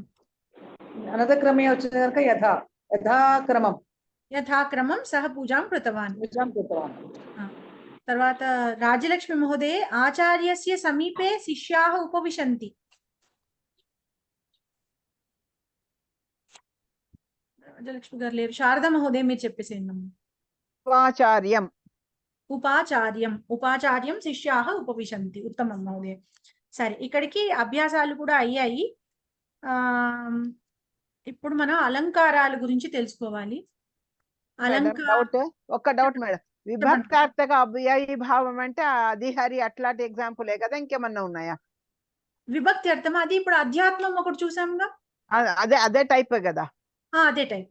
అది ఇంకేదో 5 టైప్స్ అది ఒకటే కదా మేడం సప్తమి విభక్తి యూజ్ చేసేది? అవును, సప్తమి ఒకటే ఇచ్చారు ఇక్కడ. ఇంకేమైనా కనిపిస్తే చెప్తాను, బట్ మనకి వేరే రకం ఇవ్వరు అసలు. మన టెక్స్ట్ బుక్ లో ఏమున్నాయో అవే ఇస్తారు ఎగ్జామ్ లో కూడా. వేరే ఒక క్వశ్చన్ పేపర్ లో విభక్తార్థక అవ్యయీ భావ ఎగ్జాంపుల్ రాయమని వచ్చినారు, అందుకని అడుగుతున్నా. అంతే అంతే, అప్పుడు ఇవి రెండు రాస్తే చాలు. Okay madam, thank you. అంతే. ఒకటి అధిహరి, ఒకటి హరౌ ఇది అవుతుంది, ఇంకొకటి అధ్యాత్మ అధిలోక అధ్యాత్మ. అధిలోక కూడా రాయొచ్చు. అవును. సరే, గురు కాదా అమ్మా? ఏంటండి? అది గురు అని రాదా? అప్పుడు గురువు కూడా వస్తుందిగా. అది గురు కూడా అంటే మనం రాసుకోవచ్చు, రాయొచ్చు గురు ఎందు అని చెప్పి రాయొచ్చేమో. అది గురు కూడా రాయొచ్చు. అదే సప్తమి అర్థంలో వస్తుంది కదా. సప్తమి అర్థంలోనే వచ్చింది కదా, రాయొచ్చు. అది గురు కూడా రాయొచ్చు. అది లోకే అది అధివసతి కూడా సప్తమిలోనే వస్తాం కదా. ఏదండి? అధివసతి. అధివసతి కాదు, అధివసతి అనేది మనకి లన్లకార రూపం కదా, అదే లట్లకార రూపం కదా. వసతి అనే దానికి అధి అనేది మనకు అక్కడ ఉపసర్గ చేరింది. అది దీంట్లో వచ్చింది కాదు, సమాసం వల్ల వచ్చినది కాదు అది.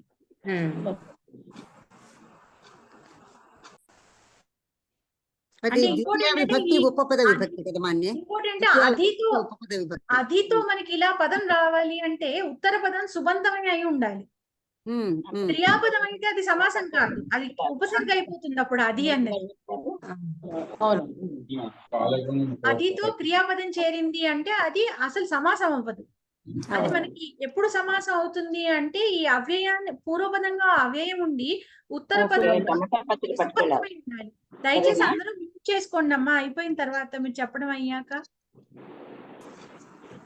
క్షమిద్దాం, పర్వాలేదండి, అది చూసుకుంటూ ఉండండి. అందు వేరే వాళ్ళకందరికి గుడ్ డిస్టర్బెన్స్ కదా, అందుకని అంతే. సరే, ఇప్పుడు అధివసతిలో మనకి దాంతో సంబంధం లేదు, అవ్యయ భావ సమాసం కాదు. మహాలక్ష్మి గారు చెప్పండి. ఏం లేదు మహోదయ్, ఇది మనం దీన్ని అండర్స్టాండింగ్ అర్థం చేసుకుంటే అది వస్తుంది మనకి విగ్రహవాక్యం, అంతేనా? అంటే ఇప్పుడు అది అన్నదానికి సప్తమి అర్థంలో, ఇప్పుడు విభక్తి అర్థంలోనే సప్తమి అర్థంలోనే దానికి విగ్రహం అదే సమాసం వస్తుంది. ఉప అనేది సమీప్యార్థంలోనే వస్తుంది. ఈ వీటికి ఈ అవ్యయానికి ఏ అర్థము అనేది మీరు గుర్తుంచుకోవాలి. ఉప అనేది సమీప్యార్థమే, ఎప్పుడు సమీప్యార్థంలోనే ఉంటుంది. అలాగ మీరు ఆ అర్థాన్ని గుర్తుంచుకుంటే మీరు ఆ విగ్రహవాక్యాన్ని మీరు రాయగలరు.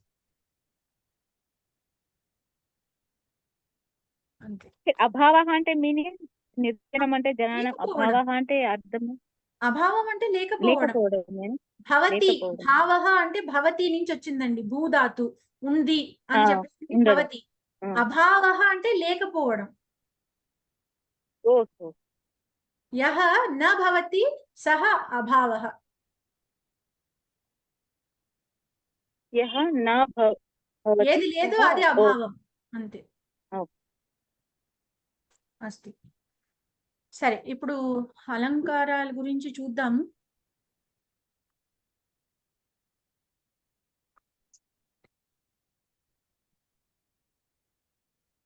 అస్తి. అలంకారాల్లో మనకి ముందుగా అసలు అలంకారాలు అంటే ఏమిటి అనేది తెలుసుకోవాలి. అంటే ఇప్పుడు ఒక కావ్యం తీసుకుంటే శబ్దార్థం కావ్య శరీరం అంటారు. అంటే ఒక కావ్యానికి ఒక కావ్య పురుషుడనో కావ్య కన్యకగానో మనం తీసుకుంటే అతనికి లేక ఆమెకి శరీర అంగాలు ఏమిటి అంటే శబ్దము, దాని అర్థము. మనం వాగర్థావివ సంపృక్తవు అని కూడా చెప్పుకున్నాం కదా, కాళిదాసు గారు రాసినది. దాని ప్రకారం ఏంటంటే ఒక కావ్యానికి శరీరంలో అంగాలు ఏమిటి అంటే శబ్దము, దాని అర్థము.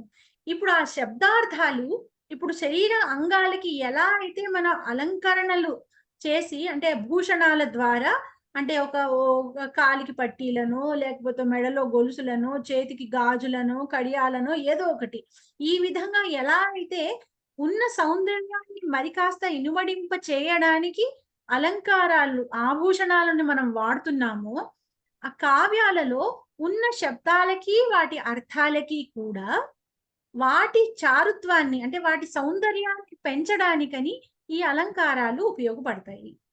ఇప్పుడు శబ్దాలు అర్థాలని రెండు కదా అంగాలు.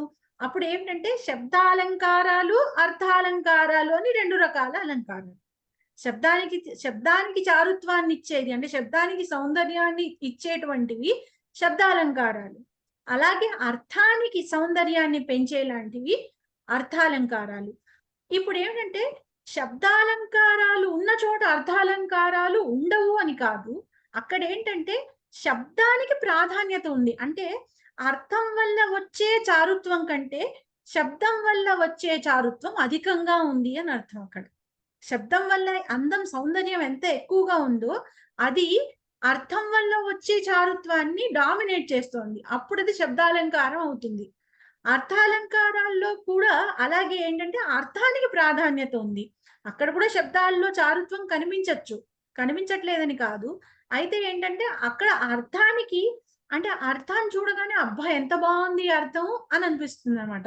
శబ్దం కన్నా శబ్దాలు కూడా బాగుండాలి. శబ్దాలు బాగుండకపోతే కావ్యాన్ని ఎవరు చదవరు. కానీ శబ్దం బాగున్నప్పటికీ ఆ శబ్దాల మధ్యలో ఒక రకమైన ఒక టెంపోను, ఒక అలంకారం వాటిలో ఉన్నప్పటికీ కూడా అర్థానికి చూసిన తర్వాత అసలు మన శబ్దానికి ఏముంది, అబ్బో అర్థానం ఎంత బాగుంది అనిపిస్తుంది అనమాట. అవి అలా ఉంటే అవి అర్థాలంకారాలు అవుతాయి. దేనికి ప్రాధాన్యత ఉంటే ఆ అలంకారాలు అవుతాయి. వాళ్ళ శబ్ద ప్రాధానాలు ఉంటే అవి శబ్దాలంకారాలు. అదే అర్థానికి ప్రాధాన్యత ఉంటే అర్థాలంకారాలు. ఇప్పుడు మనకి సిలబస్ లో 3 రకాల శబ్దాలంకారాలు, 5 రకాల అర్థాలంకారాలను ఇచ్చారు. శబ్దాలంకారాల్లో చేకానుప్రాస, వృత్త్యనుప్రాస, యమకం అనే 3 శబ్దాలంకారాలను ఇచ్చారు. అర్థాలంకారాల్లో ఉపమారూపకం, శ్లేష, అతిశయోక్తి, అర్థాంతరన్యాస ఈ 5 అర్థాలంకారాలను మనకి సిలబస్ లో ఇచ్చారు. ఈ పాఠంలో మనము శబ్దాలంకారాలు 3టిని కేవలం అలా టచ్ చేసి వదిలేసారు. దాని గురించి పెద్దగా డీటెయిల్స్ ఇవ్వలేదు. అంటే అసలు అంటే ఏమిటి, దానికి ఒక ఉదాహరణ వరకు చెప్పారు. అలాగే అర్థాలంకారాల్లో మనం ఈ పాఠంలో ఉపమాలంకారాన్ని కొంచెం డీటెయిల్ గానే చదువుకోబోతున్నాము. ఇప్పుడు శబ్దాలంకారాల్లో 3 రకాలు ఇచ్చారని అనుకున్నాం కదా. అవేమిటి అంటే చేకానుప్రాస ఒకటి, వృత్త్యనుప్రాస ఒకటి, యమకం ఒకటి. చేకనుప్రాస అంటే ఏంటి అంటే సజాతీయ వర్ణాలు, సజాతీయ వర్ణస్య అథవా వర్ణానాం ఏకవారం పునరావృత్తి.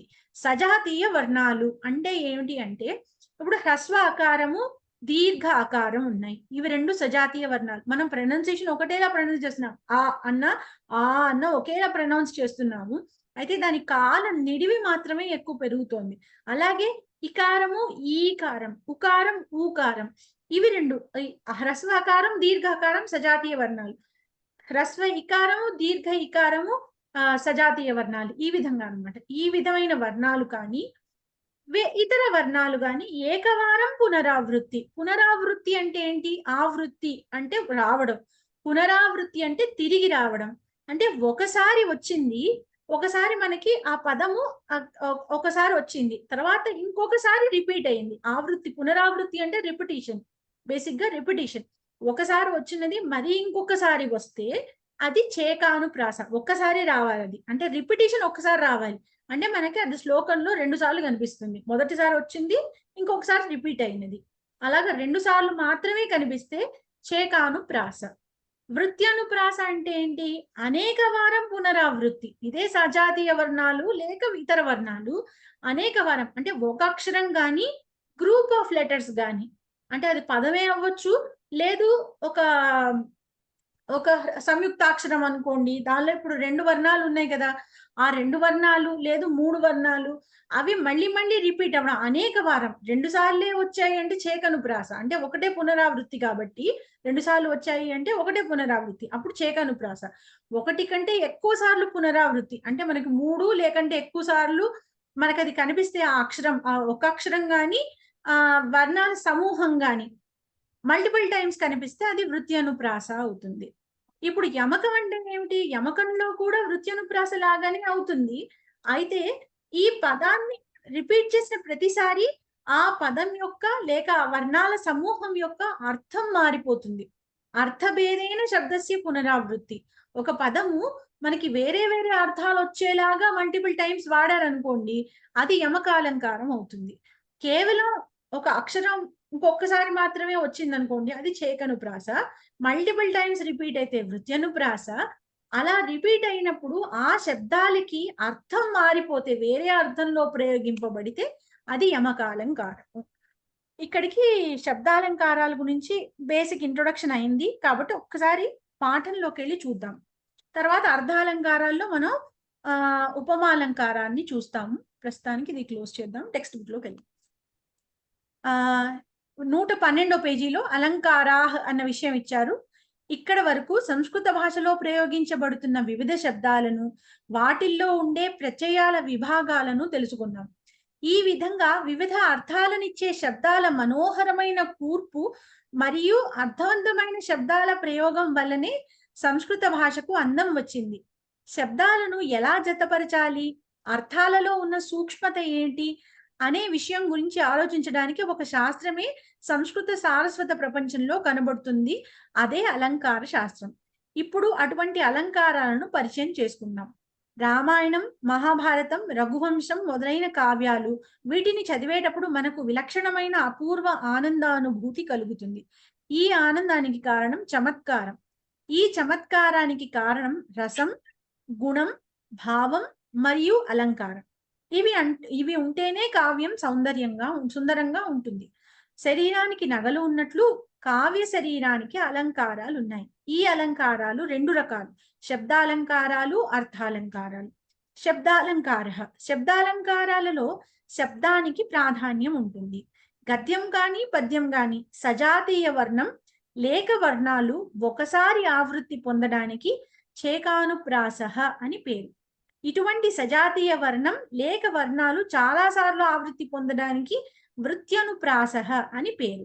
క్రమంలో జతపరచబడిన వర్ణాల సమూహము లేక శబ్దము ఆవృత్తిని పొందుతూ వేరువేరు అర్థాలను తెలుపుతూ ఉంటే దానిని యమకం అంటారు. శబ్దాలంకారాల్లో మరికొన్ని ఉపభేదాలున్నాయి. శబ్దాలంకారాలకు కొన్ని ఉదాహరణలు ఇప్పుడు మనం పైన చెప్పుకున్న చేకానుప్రాసకి కింద ఇలా ఇచ్చారు. ఉదాహరణ: శారదా శారదాంబోజ వదన వదనాంబుజే. ఇక్కడ ఏంటంటే శారద అన్న శబ్దం మళ్ళీ ఇంకొకసారి వచ్చింది, శారద అని. మళ్ళీ వదన అన్న శబ్దం కూడా ఇంకొకసారి రిపీట్, ఒక్కొక్కసారి రిపీట్ అయ్యాయి కాబట్టి ఇది చేకనుప్రాస. తర్వాత వృత్త్యనుప్రాసకి తవ స్తన్యం మన్యే ధరణిధర కన్యే అని సౌందర్య లహరిలోని శ్లోకాల్లోని భాగాన్ని ఇచ్చారు. దీనికి మనకి గణేష పంచరత్నంలో కూడా నితాంతకాంత దంతకాంతి మంతకాంతకాత్మజం అలా చూస్తే ఎన్ని నకారం తకారాలు ఎన్ని వచ్చాయి చూసారా? ఆ పారాగ్రాఫ్ అంతా నకారం తకారాలే వస్తూ ఉంటాయి మళ్ళీ. అలా ఉన్నది వృత్త్యనుప్రాస. అంటే అదే అక్షరము మళ్ళీ ఆవృత్తం అవుతూ ఉంటుంది. అలా ఉన్నది వృత్త్యనుప్రాస అలంకారం. ఇక్కడ యమకంకి వచ్చేసరికి నిజానికి చేకానుప్రాస మేడం ఒక్క నిమిషం. ఇక్కడ అంటే సన్యం మన్య అంటే ఏ యా అది కదా, న్యా అన్న అక్షరం రిపీట్ అవుతుంది చూడండి. స్తన్యం మన్యే కన్యే కన్యే ఏ అది అది న్యా న్యా అది ప్లస్ యాకారం రెండు కలిపి వస్తున్నాయి. కలిపి వస్తుంది. ఓకే. 3 సార్లు వచ్చింది ఇక్కడ మనకి. స్తన్యం, మన్యే, కన్యే 3 చోట్ల కదా ఓన్లీ న్యా న్యా న్యా న్యా వచ్చింది కాబట్టి అది వృత్యనుప్రాస అయింది. మహిషాసుర మర్దని ప్రతి శ్లోకం లోపల ఉంది కదా మేడం వృత్యానుప్రాస. ఉంటుందండి, ఉంటుంది ఉంటుంది. అవును అవును, అన్నిట్లో కూడా వృత్యనుప్రాస ఉంటుంది. తర్వాత యమకాలంకారం. యమకాలంకారానికి ఇక్కడ ఇచ్చింది సరస్వతి ప్రసాదం మే స్థితిం చిత్త సరస్వతి సరస్వతి కురుక్షేత్ర సరస్వతి. ఇక్కడ చూస్తే పైన సరస్వతి అని మొదటి పదం ఉంది కదా, సరస్వతి ప్రసాదం అని. సరస్వతి అని మొదటి పదము అక్కడ సంబోధనగా వాడారు. సరస్వతీ దేవిని సంబోధిస్తూ సరస్వతీదేవి అని సంబోధిస్తూ సరస్వతి అని అక్కడ రస్వం వచ్చింది. అక్కడ ప్రసాదం మే స్థితిం చిత్త సరస్వతి. చిత్త సరస్వతి అంటే ఓషన్ ఆఫ్ మైండ్. అక్కడ సముద్రము అన్న అర్థంలో వాడారు ఇక్కడ సరస్వతిని. చిత్త సరస్వతి అని ఉన్న చోట మనసు అనేటువంటి సముద్రము అన్న అర్థంలో వాడారు. అక్కడ సముద్రము అన్న అర్థంలో సరస్వతి. తర్వాత చివరిలో కురుక్షేత్ర సరస్వతి అన్నారా, అక్కడ నది అన్న అర్థంలో వాడారు. ఈ విధంగా 3 చోట్ల 3 అర్థాల్లో ఉంది. అలాగే కింద కురుక్షేత్ర అని చూసారా, అందులో మొదటి కురుకి చేయమని, కురు మధ్యమ పురుష ఏకవచనం, అంటే లోట్లకార రూపం. కురు అని, కరోతికి కురు అనేది లోట్లకార మధ్యమ పురుష ఏకవచన రూపం, అలా వచ్చింది. తర్వాత కురుక్షేత్రం అనేసరికి ఆ ప్రాంతం, కురుక్షేత్రం అనే ప్రాంతం గురించి చెప్పారు. ఈ విధంగా 2 వేరే వేరేగా ఉన్నప్పటికీ, అంటే అదే పదం ఉన్నప్పటికీ అర్థం వేరేగా ఉపయోగపడింది. అలా ఉన్నప్పుడు అది యమకాలంకారం అవుతుంది. నాకు దమయంతి స్వయంవరంలో ఒకటి తెలుసండి. చెప్పండి. దమయంతి స్వయంవరంలో ఒకటి తెలుసండి నాకు. చెప్పండి మహోదయ. అనల సంబంధ వాంఛన కగున ఏని అనల సంబంధ వాంఛన కగున చూవే. అంటే నలేతరమైనటువంటి సంబంధం నాకైతే ఓకే, అగ్నితో సంబంధం జరుగుతుంది నాకు. అంటే అనలం అంటే అగ్నిలో దూకుతాను, అలము అంటే అగ్ని, నలము అంటే అగ్ని కానిది, అనలము అంటే మళ్ళీ అగ్ని. ఉత్తమం ఉత్తమం. అది ఆ విధంగా ఏంటంటే మనకు అవే పదాలు కనిపిస్తున్నాయి, కానీ ఒక చోట అనలము అన్న అర్థం తీసుకున్నారు, ఇంకొక చోట ఆ నల నా నలహ అనలహ అనలహ ఆ అర్థంలో చెప్పారు. ఆ విధంగా రోజు చదివే శుక్లాంబరధరం లోపల అనేక దంతం భక్తానం ఏకదంతం ఉపాస్మహే, అక్కడ యమకమే కదా మేడం. అనేకదం తం భక్తానం ఏకదంతం ఉపాస్మహే. అవును, రామాయ రామభద్రాయ మేడం. ఏంటండి రామాయ రామభద్రాయ రామచంద్రాయ వేదస్సు అక్కడ కూడా వస్తుంది కదా. అక్కడెక్కడ వస్తుంది? అది వృత్యానుప్రాస కదా.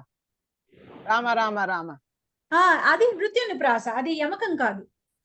అగజానన పద్మార్కం గజానన మహర్నిశం అక్కడ కూడా అక్కడ కూడా వస్తుంది. అగజాననం, అగజ ఆననం అంటే అగజము అంటే పర్వతం, పర్వతం నుండి అగము అంటే పర్వతము, అగజము అంటే పార్వతీదేవి, అగజ అంటే పార్వతీదేవి. అగజానన పద్మార్కం గజాననం అహర్నిశం. గజము అంటే అక్కడ ఏనుగు. సో గజ అనే శబ్దానికి ముందర అగజ అని వాడారు, ఇక్కడ గజ అని వాడేసరికి అర్థం మారిపోయింది. ఇక్కడ 3వ లైన్ లో చూడండి, మన సరస్వతి అనేసి మధ్యలో కొంచెం స్థలం ఇచ్చాడు. సర అనేది అక్కడ ఐ థింక్ మధ్యమ పురుష ఏకవచన సరతి అన్న శబ్దానికి అది సర సతి అనుకుంటాను. అది సర మధ్యమ పురుష ఏకవచనం. చివరిలో సరస్వతి సరస్వతి ఇచ్చారు. చివరిలో ఉన్న సరస్వతి నదిని చెప్తున్నారు.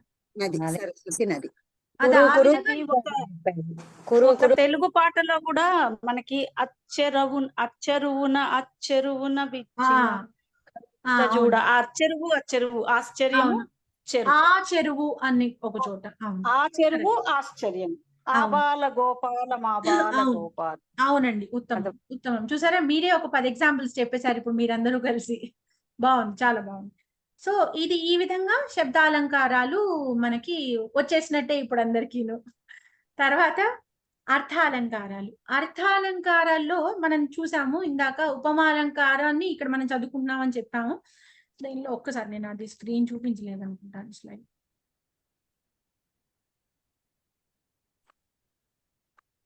అస్తు, ఇది ఉపమాలంకార. ఉపమాలంకారంలో ఉపమాన ఉపమేయయోః సాదృశ్యం వర్ణ్యతే. అంటే సాదృశ్యం అంటే వాటి మధ్య కంపారిజన్, అంటే వాటికి ఎంత సమానంగా ఉంది అని చెప్పేది ఉపమాలంకారం.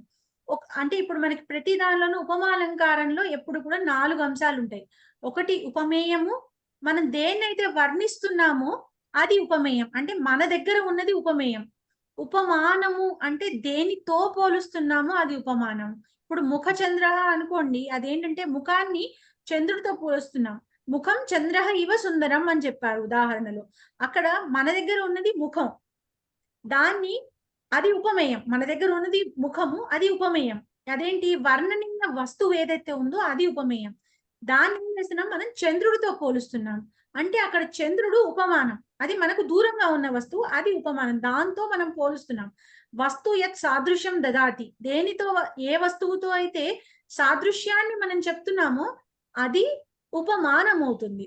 తర్వాత ఇవ అన్న ఉపమా వాచకం ఉంది, అంటే సాదృశ్యాన్ని బోధించే శబ్దం, సాదృశ్య బోధక శబ్ద. అంటే ముఖం చంద్ర ఇవ అంటే చంద్రుని వలే అని చెప్తున్నాం. ఈ ఇవ ఇవ కాకపోతే సాదృశ్య ఉండొచ్చు, లేకపోతే వత్ ఉండొచ్చు, దాని వలే అని చెప్తున్నప్పుడు. సో ఆ విధంగా రకరకాల ఉపమా వాచకాలు ఉన్నాయి. ఈ వాచకాలన్నీ సాదృశ్య బోధక శబ్దాలు. తర్వాత సుందరం, ఇప్పుడు ముఖానికి చంద్రుడికి ఉన్న సాధారణ ధర్మం, అంటే ఏ విధంగా ఏ విషయంలో మనం రెండింటిని పోలుస్తున్నాము అనేది ఏదైతే ఉందో ఆ విషయము సాధారణ ధర్మం అవుతుంది.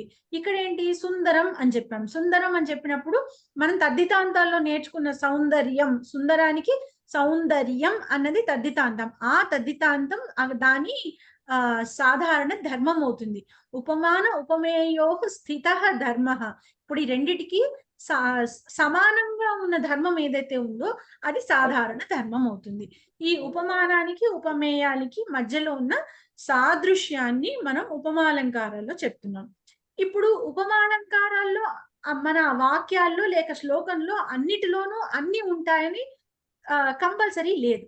ఎప్పుడైతే ఈ ఉపమానము ఉపమేయం సాధారణ ధర్మం ఉపమావాచకం 4 అంశాలు చెప్పబడ్డాయో, అంటే పైన ఇక్కడ ఉదాహరణలో వచ్చిన వాక్యం లాగా ముఖం చంద్ర ఇవ సుందరం అని చెప్పిన చోట ఈ 4 అంశాలు ఉపమానము ఉపమేయం సాధారణ ధర్మం ఉపవాచకం 4 చెప్పబడ్డాయి. ఇలా చెప్తే దాన్ని పూర్ణోపమ అంటారు. పూర్ణోపమ అంటే చతురంశయుక్త, అంటే పైన చెప్పిన ఉపరి వాక్యం, పైన చెప్పిన వాక్యం లాగా చతురంశయుక్త 4 అంశాలు కూడి ఉంటే ఉపమానము ఉపమేయము సాధారణ ధర్మం ఉపమావాచకం వాచ్యంగా చెప్పబడితే, అక్కడ చెప్పబడితే అది పూర్ణోపమ అవుతుంది. అలా కాదు, ఏదో ఒక అంశం, ఒకటో రెండో మూడో అంశాలు కూడా లోపమయ్యే అవకాశం ఉంది. అలా అయితే దాన్ని లుప్తోపమ అంటారు. ఏకాంశ లుప్త సాధారణ ధర్మం గాని ఉపమా వాచకం గాని అలా ఏదన్నా లోపం అయితే గనక అప్పుడు మనకేమవుతుంది అంటే అది లుప్తోపమ అవుతుంది. ఇప్పుడు దానికి పక్కన ఉదాహరణ ఉంది చూడండి. వాణి సుధా ఇవ అస్తి అన్నారు. వాణి సుధలాగా ఉంది. ఏ విధంలో సుధలాగా ఉంది? సౌందర్యంలోనా, అందంలోనా, మాధుర్యంలోనా, ఏ విధంగా అనేది అక్కడ మెన్షన్ చేసి లేదు. ఆ మాధుర్యం అన్నది అక్కడ చెప్పి లేదు. సో ఆ సాధారణ ధర్మము ఇక్కడ లోపించింది. అయితే ఏ విధంగా సమానము అనేది మనం అక్కడ ఆలోచించుకొని దాన్ని బట్టి సాధారణ ధర్మాన్ని మనం ఊహించుకుంటాం. అది లుప్తోపమ అవుతుంది. ఇక్కడ మనకి సాధారణ ధర్మం లోపించింది, అది లుప్తోపమ అవుతుంది. లేదు 4 అంశాలు చెప్పబడితే అదేమో పూర్ణోపమ అవుతుంది. ఇప్పుడు చూస్తే ఇందులో అర్థాలంకారాల్లో శబ్దానికంటే అర్థానికే ఎక్కువ ప్రాధాన్యం ఉంటుంది. అర్థాలంకారాల ప్రభేదాలు చాలా ఉన్నాయి. వాటిల్లో కొన్నింటిని పరిచయం కోసం ఇక్కడ ఇవ్వడమైనది. ఉపమాలంకార, అలంకారాలలో అధిక ప్రాముఖ్యం గల అలంకారం ఇది. అన్నిటికీ కూడా అలంకారాలన్నిటికీ కూడా బీజం వంటి అలంకారం ఉపమాలంకారం. ఈ ఉపమాలంకారంలోని కొంచెం కొంచెం భేదాల వల్లనే, అంటే కొన్నిట్లో ఇప్పుడు ఏంటంటే 2 వస్తువులు ఉన్నాయి, 2 వస్తువులు ఉపమానం ఉపమేయం 2 వస్తువులు ఉన్నాయి. ఈ 2 వస్తువులని మనం భేదాభేద తుల్యత్వం చెప్తే ఉపమాలంకారం, అంటే ఇది ఎంత సమానమో అంత వేరు అని కూడా మనం చెప్తున్నాం. ఎందుకు అంటే మనం 2 విషయాలని స్పెసిఫిక్ గా చెప్తున్నాం. ముఖ ముఖం చంద్ర ఇవ సుందరం అంటున్నాం. అంటే ఇక్కడ మనం ఏం చెప్తున్నాము, ముఖము చంద్రుడి వలె సుందరమైనది అంటే అక్కడ మనం పోలికని చెప్తున్నాము, అభేదాన్ని చెప్తున్నాము, భేదాన్ని కూడా చెప్తున్నాం. ఎందుకంటే ముఖం వేరే ఉంది, చంద్రుడు వేరే ఉన్నాడు, ఇది దాని లాగా ఉంది అని మనం క్లియర్ గా ఎక్స్ప్లిసిట్ గా చెప్తున్నాం. రెండు విషయాలు వేరే వేరే ఉన్నాయి, అయితే ఇది దీనిలా ఉంది అని. అలా చెప్తున్నప్పుడు ఏంటంటే భేదానికి అభేదానికి తుల్యత్వం ఉంది, సమానంగా ఉంది. ఎంత భేదం ఉందో అంత అభేదం కూడా ఉంది. అలా ఉన్నప్పుడు ఉపమాలంకారం. లేదు మనకి ఏదో ఒకటి అంటే భేదం బాగా తగ్గిపోయింది అనుకోండి, అభేదాన్ని ఎక్కువ చూపించామనుకోండి, అది మనం రూపకాలంకారంలో లేపు చూసుకోబోతున్నాం. అంటే ఆ రెండు వస్తువులు ఇప్పుడు ఇలా రెండు చూపిస్తున్నాను నేను, ఇది ముఖము ఇది చంద్రుడు అని. ఇంకా దగ్గరకు వచ్చి చిక్కబడి ఒకదాని మీద ఒకటి ఆరోపణ చేస్తే అది రూపకం అవుతుందని రేపు పొద్దున మనం తెలుసుకుంటాం. ఆ విధంగా ఇప్పుడు రెండింటి మధ్య అభేదం ఉంటే, అసలు నేనేం చెప్తా అంటే ముఖ చంద్రుడు అంటే ముఖమే చంద్రుడు అని చెప్తాను రేపు పొద్దున్న రూపకంలో. అప్పుడు ఏంటంటే ముఖమే చంద్రుడు అంటే నేను రెండు చెప్తున్నాను విషయాలు, ముఖం ఉంది చంద్రుడు ఉంది, కానీ ముఖమే చంద్రుడు అని చెప్పేసరికి ఏంటంటే అభేదానికి ప్రాధాన్యత ఎక్కువైపోతుంది. అలాగా మొత్తానికి ఏంటంటే ఈ ఉపమాలంకారం అనేది అన్ని అలంకారాలకి బీజం వంటి అలంకారము. దీనిలోనే ఇంకొంచెం ఆ మధ్యలో సాదృశ్యం అనేది ఏదైతే ఉందో అది మరి కాస్త చిక్కబడితే రూపకము, ఇంకాస్త చిక్కబడితే ఉత్ప్రేక్ష, ఇంకా అతిశయించి చెప్తే అతిశయోక్తి. ఆ విధంగా రకరకాల అలంకారాలు ఏర్పడ్డాయి. బట్ దేనికన్నా అలంకారాలు అర్థాలంకారము అంటే ముఖ్యమైనది, బీజం వంటిది ఏంటి అంటే ఉపమాలంకారమే. దీనిలోనే రకరకాల భేదాలతో అవన్నీ వచ్చాయి, అందుకని ఇది చాలా ముఖ్యమైనది. కానీ మేడం ఇది ఉపమాన పూర్వపద కర్మధార సమాసానికి దీనికి తేడా ఉందా? ఏంటండి ఉపమాన పూర్వపద కర్మధార సమాసం ఉంది కదా, అవును, అది ఇది ఒకటేనా వేరేనా? కాదు కదా, ఇది అలంకారము. అక్కడ ఏంటంటే సమాసం ఏంటంటే దీని వల్ల అది ఉంది అని ఒక సమస్త పదం చేస్తే అది సమాసం అవుతుంది. ఇది అలా కాదు. దాని ఏంటంటే మనం కావ్యంలో కూడా ఇప్పుడు మనం రోజు చెప్తున్న ఈ వాగర్ధావ్య సంపృక్తవు అన్నాం. అక్కడ ఏంటది, అక్కడ మనం ఏంటంటే శివ పార్వతులు ఏ విధంగా అయితే వాక్కు అర్థము రెండు కలిసుండి విడదీయలేనట్లుగా ఉంటాయో, వాక్ అర్థౌ ఇవ ఏ విధంగా అయితే రెండు కలిసి ఉండి మనం వాక్కుని విడిగా అర్థాన్ని విడిగా తీయగలమా? తీయలేం కదా. ఎలా అయితే రెండు కలిసి ఉంటాయి, నేను ఒక కుండ అని చెప్పాను అంటే మీ మనసులో వెంటనే ఒక కుండ షేప్ వస్తుంది. అంటే నేను ఒక విషయాన్ని చెప్పానంటే, వాక్కుని చెప్పాను అంటే దాని యొక్క అర్థం మీ మనసులో వెంటనే స్ఫురిస్తుంది. మీరు అక్కడ ఒక కుండని చూస్తే మీకు వెంటనే మీ మాట మీకు అదేమిటి అనగానే మీకు ఎదురుగా చూసిన వస్తువు పేరు మీకు టక్కన నోట్లోంచి వస్తుంది, మీకు అది ఇదివరకు తెలిసిన విషయం అయితే. అప్పుడేంటి, వాక్కు అర్థము విడదీయరానిది. వాగర్థావివ సంపృక్తౌ వాగర్థ ప్రతిపత్తయే జగత పితరౌ వందే. ఏ విధంగా అయితే వాక్కుని అర్థాన్ని వేరు చేయలేమో ఆ విధంగా జగత్తుకు పితరౌ అంటే మాతాపితరులు అయినటువంటి పార్వతీదేవి శివుడు అని అక్కడ చెప్తున్నారు, ఉమామహేశ్వరులు అని అక్కడ చెప్తున్నారు. సో అంటే అక్కడ నేను ఉమామహేశ్వరులను వాగర్థములతో పోలుస్తున్నాను. అంటే కాళిదాసు గారు అక్కడ రఘువంశంలో మొదటి ప్రార్థనా శ్లోకంలో ఇది చెప్పినప్పుడు ఆ శివ పార్వతులను వారి అర్ధనారీశ్వర తత్వాన్ని వాక్కు అర్థముతో పోల్చి చెప్పారన్నమాట. ఇది ఉపమా అవుతుంది. అది సమస్త పదంగా ఒక్క పదంగా చేరితే అది సమాసం అవుతుంది. సమాసం అనేది వేరే, అలంకారం అన్నది వేరే, వేరే కాన్సెప్ట్స్ వేరే రెండు. మేడం ఇప్పటి వరకు చదివిన ఫస్ట్ శ్లోకము సెకండ్ శ్లోకంలో కూడా ఉపమాలంకారమే కదా మేడం. స్మృతేరి వార్తం స్మృతిరన్వగచ్చత్ ఒకటి, ఆచారలాజైహివ పౌరకన్యాః.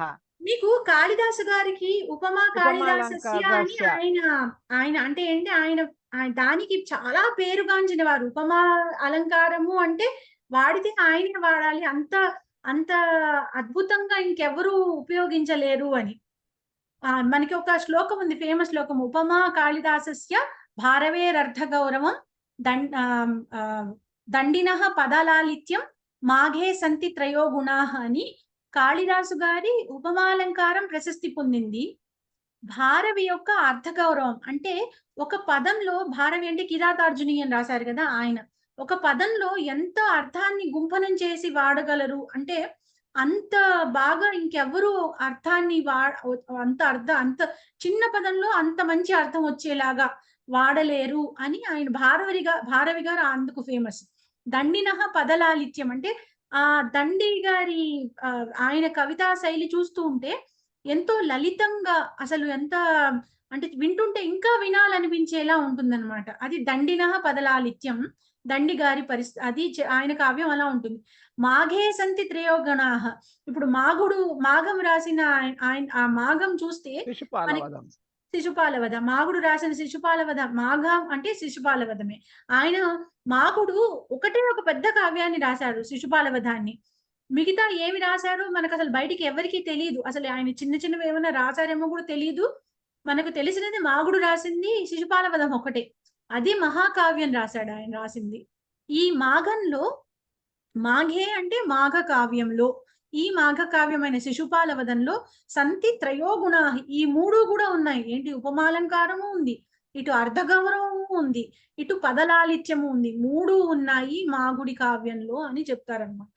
బట్ ఏదన్నా ఉపమా కాళిదాసస్య అనేది ఒక ఫేమస్ ప్రావర్బ్. అదేంటంటే కాళిదాసు గారి అంత బాగా ఉపమాలంకారాన్ని ఎవ్వరూ వాడలేరు, ఎవ్వరూ అంత బాగా ప్రయోగించలేరు అని.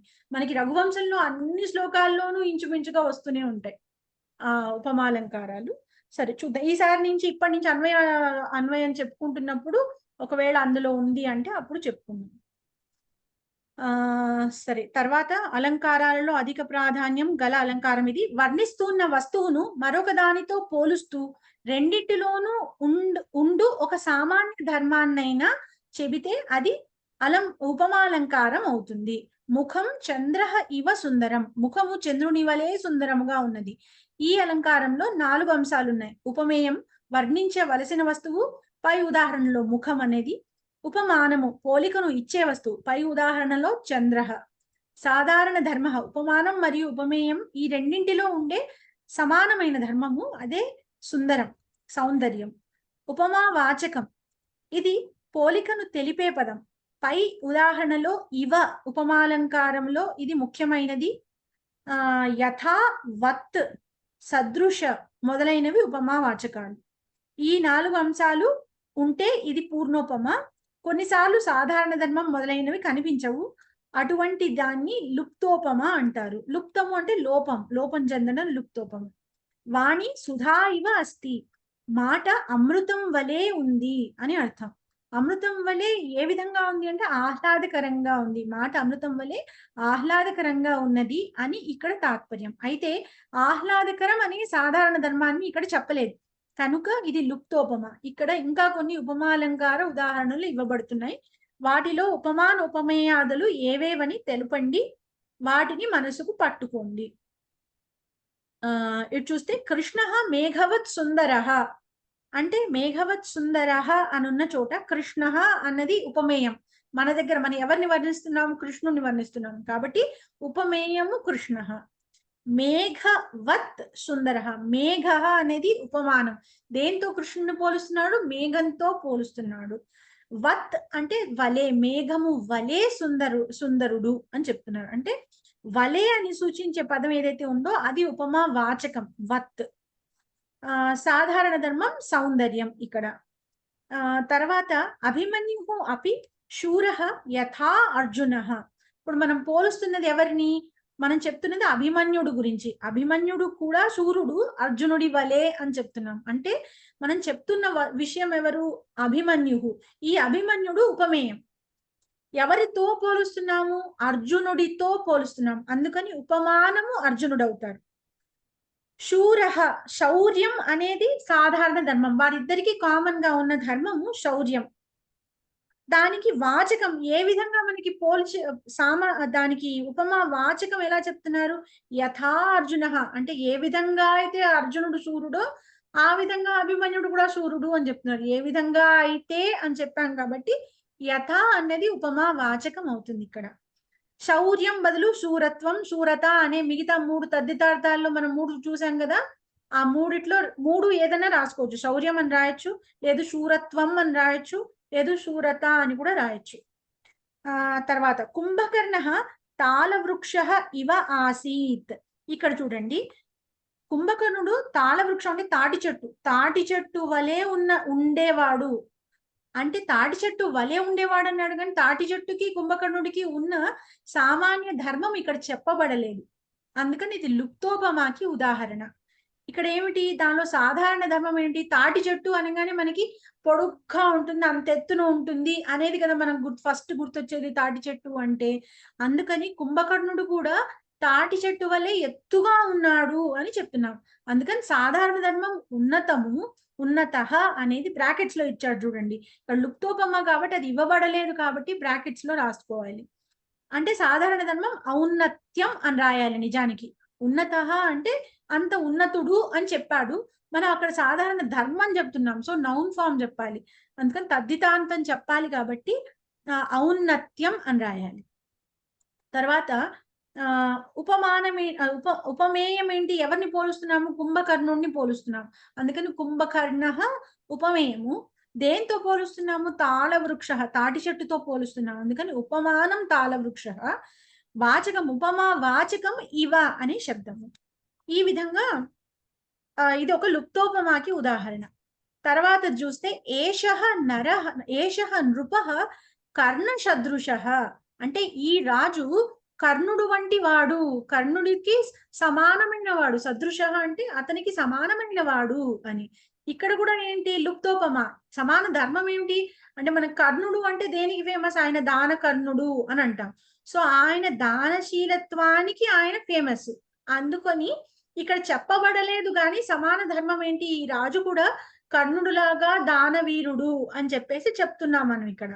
ఇక్కడ ఇక్కడ మనం దేన్ని పోలుస్తున్నాము, నృపః, రాజుని పోలుస్తున్నాం. నృపః అని రాసుకోవచ్చు, లేదు ఏషః నృపః అని కూడా రాసుకోవచ్చు. రెండు ఎట్లా అన్నా పర్లేదు, ఉత్త నృపః అని రాసినా పర్లేదు, ఏషః నృపః అని కూడా కలిపి రాసుకోవచ్చు ఉపమేయంలో. ఉపమానంలో కర్ణుడితో పోలుస్తున్నాం కాబట్టి కర్ణః అన్నది ఉపమానం, సదృశః అన్నది ఉపమా వాచకము, సాధారణ ధర్మం ఏమో దానశీలత. సూచన 3వ మరియు 4వ ఉదాహరణలో సాధారణ ధర్మాన్ని చెప్పలేదు, అందువలన దానిని ఊహించండి అన్నాడు. కానీ అక్కడ మనకి ఇచ్చేసాడు కాబట్టి ఊహించాల్సిన అవసరము లేదు. సరే, 115వ పేజీలో దీనికి చెందిన అభ్యాసం ఉందండి, అది కూడా గబగబా చేసేసుకుందాము. అధో నిర్దిష్టేషు ఉపమానోపమేయాధికం నిర్దిశత. ఇక్కడ ఇచ్చిన వాటిలో ఉపమానాన్ని, ఉపమేయాన్ని, వాచకాన్ని, సాధారణ ధర్మాన్ని మనం ఎత్తి రాయాలి. అది లలనాయాహ ముఖం చంద్రవత్ సుందరం. అల్వేల్ మంగమ్మ గారు చెప్పండి అమ్మా. చెప్తానమ్మా. లలనాయాహ ముఖం చంద్రవత్ సుందరం అన్నారు కదా. ఉపమానం చంద్ర అవుతాడు, ఉపమేయం ముఖం అవుతుంది, వాచకం వత్ అవుతుంది, సాధారణ ధర్మం సుందరంకి సౌందర్యం అనొచ్చా? అంతే, సౌందర్యం అని రాయాలి. ఉత్తమం, ఉత్తమం మహోదయ. ముఖం అని రాయొచ్చు, ఉపమేయం లేదు, లలనాయాహ ముఖం అని కూడా రాసిన తప్పులేదు. అదే ఇందాక ఏషంప కూడా రాయొచ్చు అన్నారు, అట్లాగే ఇప్పుడు లలనా, అలాగా ఇది కూడా ఉత్తమం. ఉమాసుందరి గారు, గృహం ప్రాసాదః ఇవ విశాలః అస్తి. గృహం ప్రాసాదః ఇవ విశాలః అస్తి. ఇక్కడ వచ్చేసి ఉపమానం వచ్చేసేసి ప్రాసాదః భవనం, ప్రాసాదః భవనం అన్నమాట. ఉపమేయం వచ్చేసేసి గృహం, గృహం గృహం. ఉపమా వాచకం వచ్చేసేసి ఇవ, ఇవ వలె ఉన్నది. తర్వాత సాధారణ ధర్మం వచ్చేసి విశాలః. విశాలః అనేది అక్కడ మనం విశేషణంగా వాడాము, మనం అక్కడ రాయాల్సింది తద్దితాంతం రాయాలి. విశాలత్వం, వైశాల్యం కదా, వైశాల్యం లేకపోతే విశాలత్వం కూడా తప్పు కాదు, కరెక్ట్. విశాలత్వం కానొచ్చు, విశాలత, విశాలత్వం, వైశాల్యం, మూడు రాయొచ్చు. నెక్స్ట్ కాకర్ల జగదీశ్వరరావు మహోదయ, పయోహిమం హిమం ఇవ శీతలం. పయోహిమం అంటే ఐస్ క్రీమ్. పయోహిమం హిమం, హిమం ఉపమానం, పయోహిమం పయోహిమం ఉపమేయం. ఉత్తమం. ఇవ వాచకార్థం, శీతలానికి శీతలత్వం, శీతలత్వం, శీతలం, శీతలత్వం, శైత్యం లేకపోతే శీతలత, శీతలత. మూడిట్లో ఏదన్నా రాయొచ్చు. తద్దితాంతాల్లో మనం వీటికి 3 రూపాలు ఉంటాయని అనుకున్నాం కదా భావార్థాలకి, వాటిలో మూడిట్లోనూ ఏది రాసినా తప్పు కాదు. తర్వాత అనంతలక్ష్మి గారు, తస్యాహ నేత్రే కమలదళ సదృశే. ఇది లుప్తోపమా కదా మహోదయ? అవునండి. ఇది ఇక్కడ ఉపమేయం తస్యాహ నేత్రే. ఉత్తమం. ఉపమానం కమలదళం. ఉపమా వాచకం సదృశే. వాచక సదృశే. ఇక్కడ సాధారణ ధర్మం లోపించింది. అంటే మనం ఇప్పుడు సుందరం అని పెట్టుకుంటే సౌందర్యం అని పెట్టుకోవాలా మహోదయ? విశాలం, విశాలత. మనం మామూలుగా కమలదళంలా విశాలంగా ఉన్నాయి. విశాలమైన కళ్ళు, వైశాల్యం. ఉత్తమం. విశాలత, వైశాల్యం. ఇది లుప్తోపమ కాబట్టి మనం బ్రాకెట్స్ లో పెడతాం వైశాల్యం ని. బ్రాకెట్స్ లో పెట్టి రాస్తే అది మనకి ఇవ్వలేదు, మన అధ్యాహారం లాగా రాసుకుంటున్నామని అంతే. కమల దళే అనక్కర్లేదా? కమల దళేనే అనాలి. కమల దళే అంటే ఎందుకంటే ద్వివచనం కాబట్టి కమల దళే అని ద్వివచనాన్ని వాడాలి. తర్వాత గోపాల్ మహోదయ, తస్య ధ్వని కోకిలస్య ఇవ.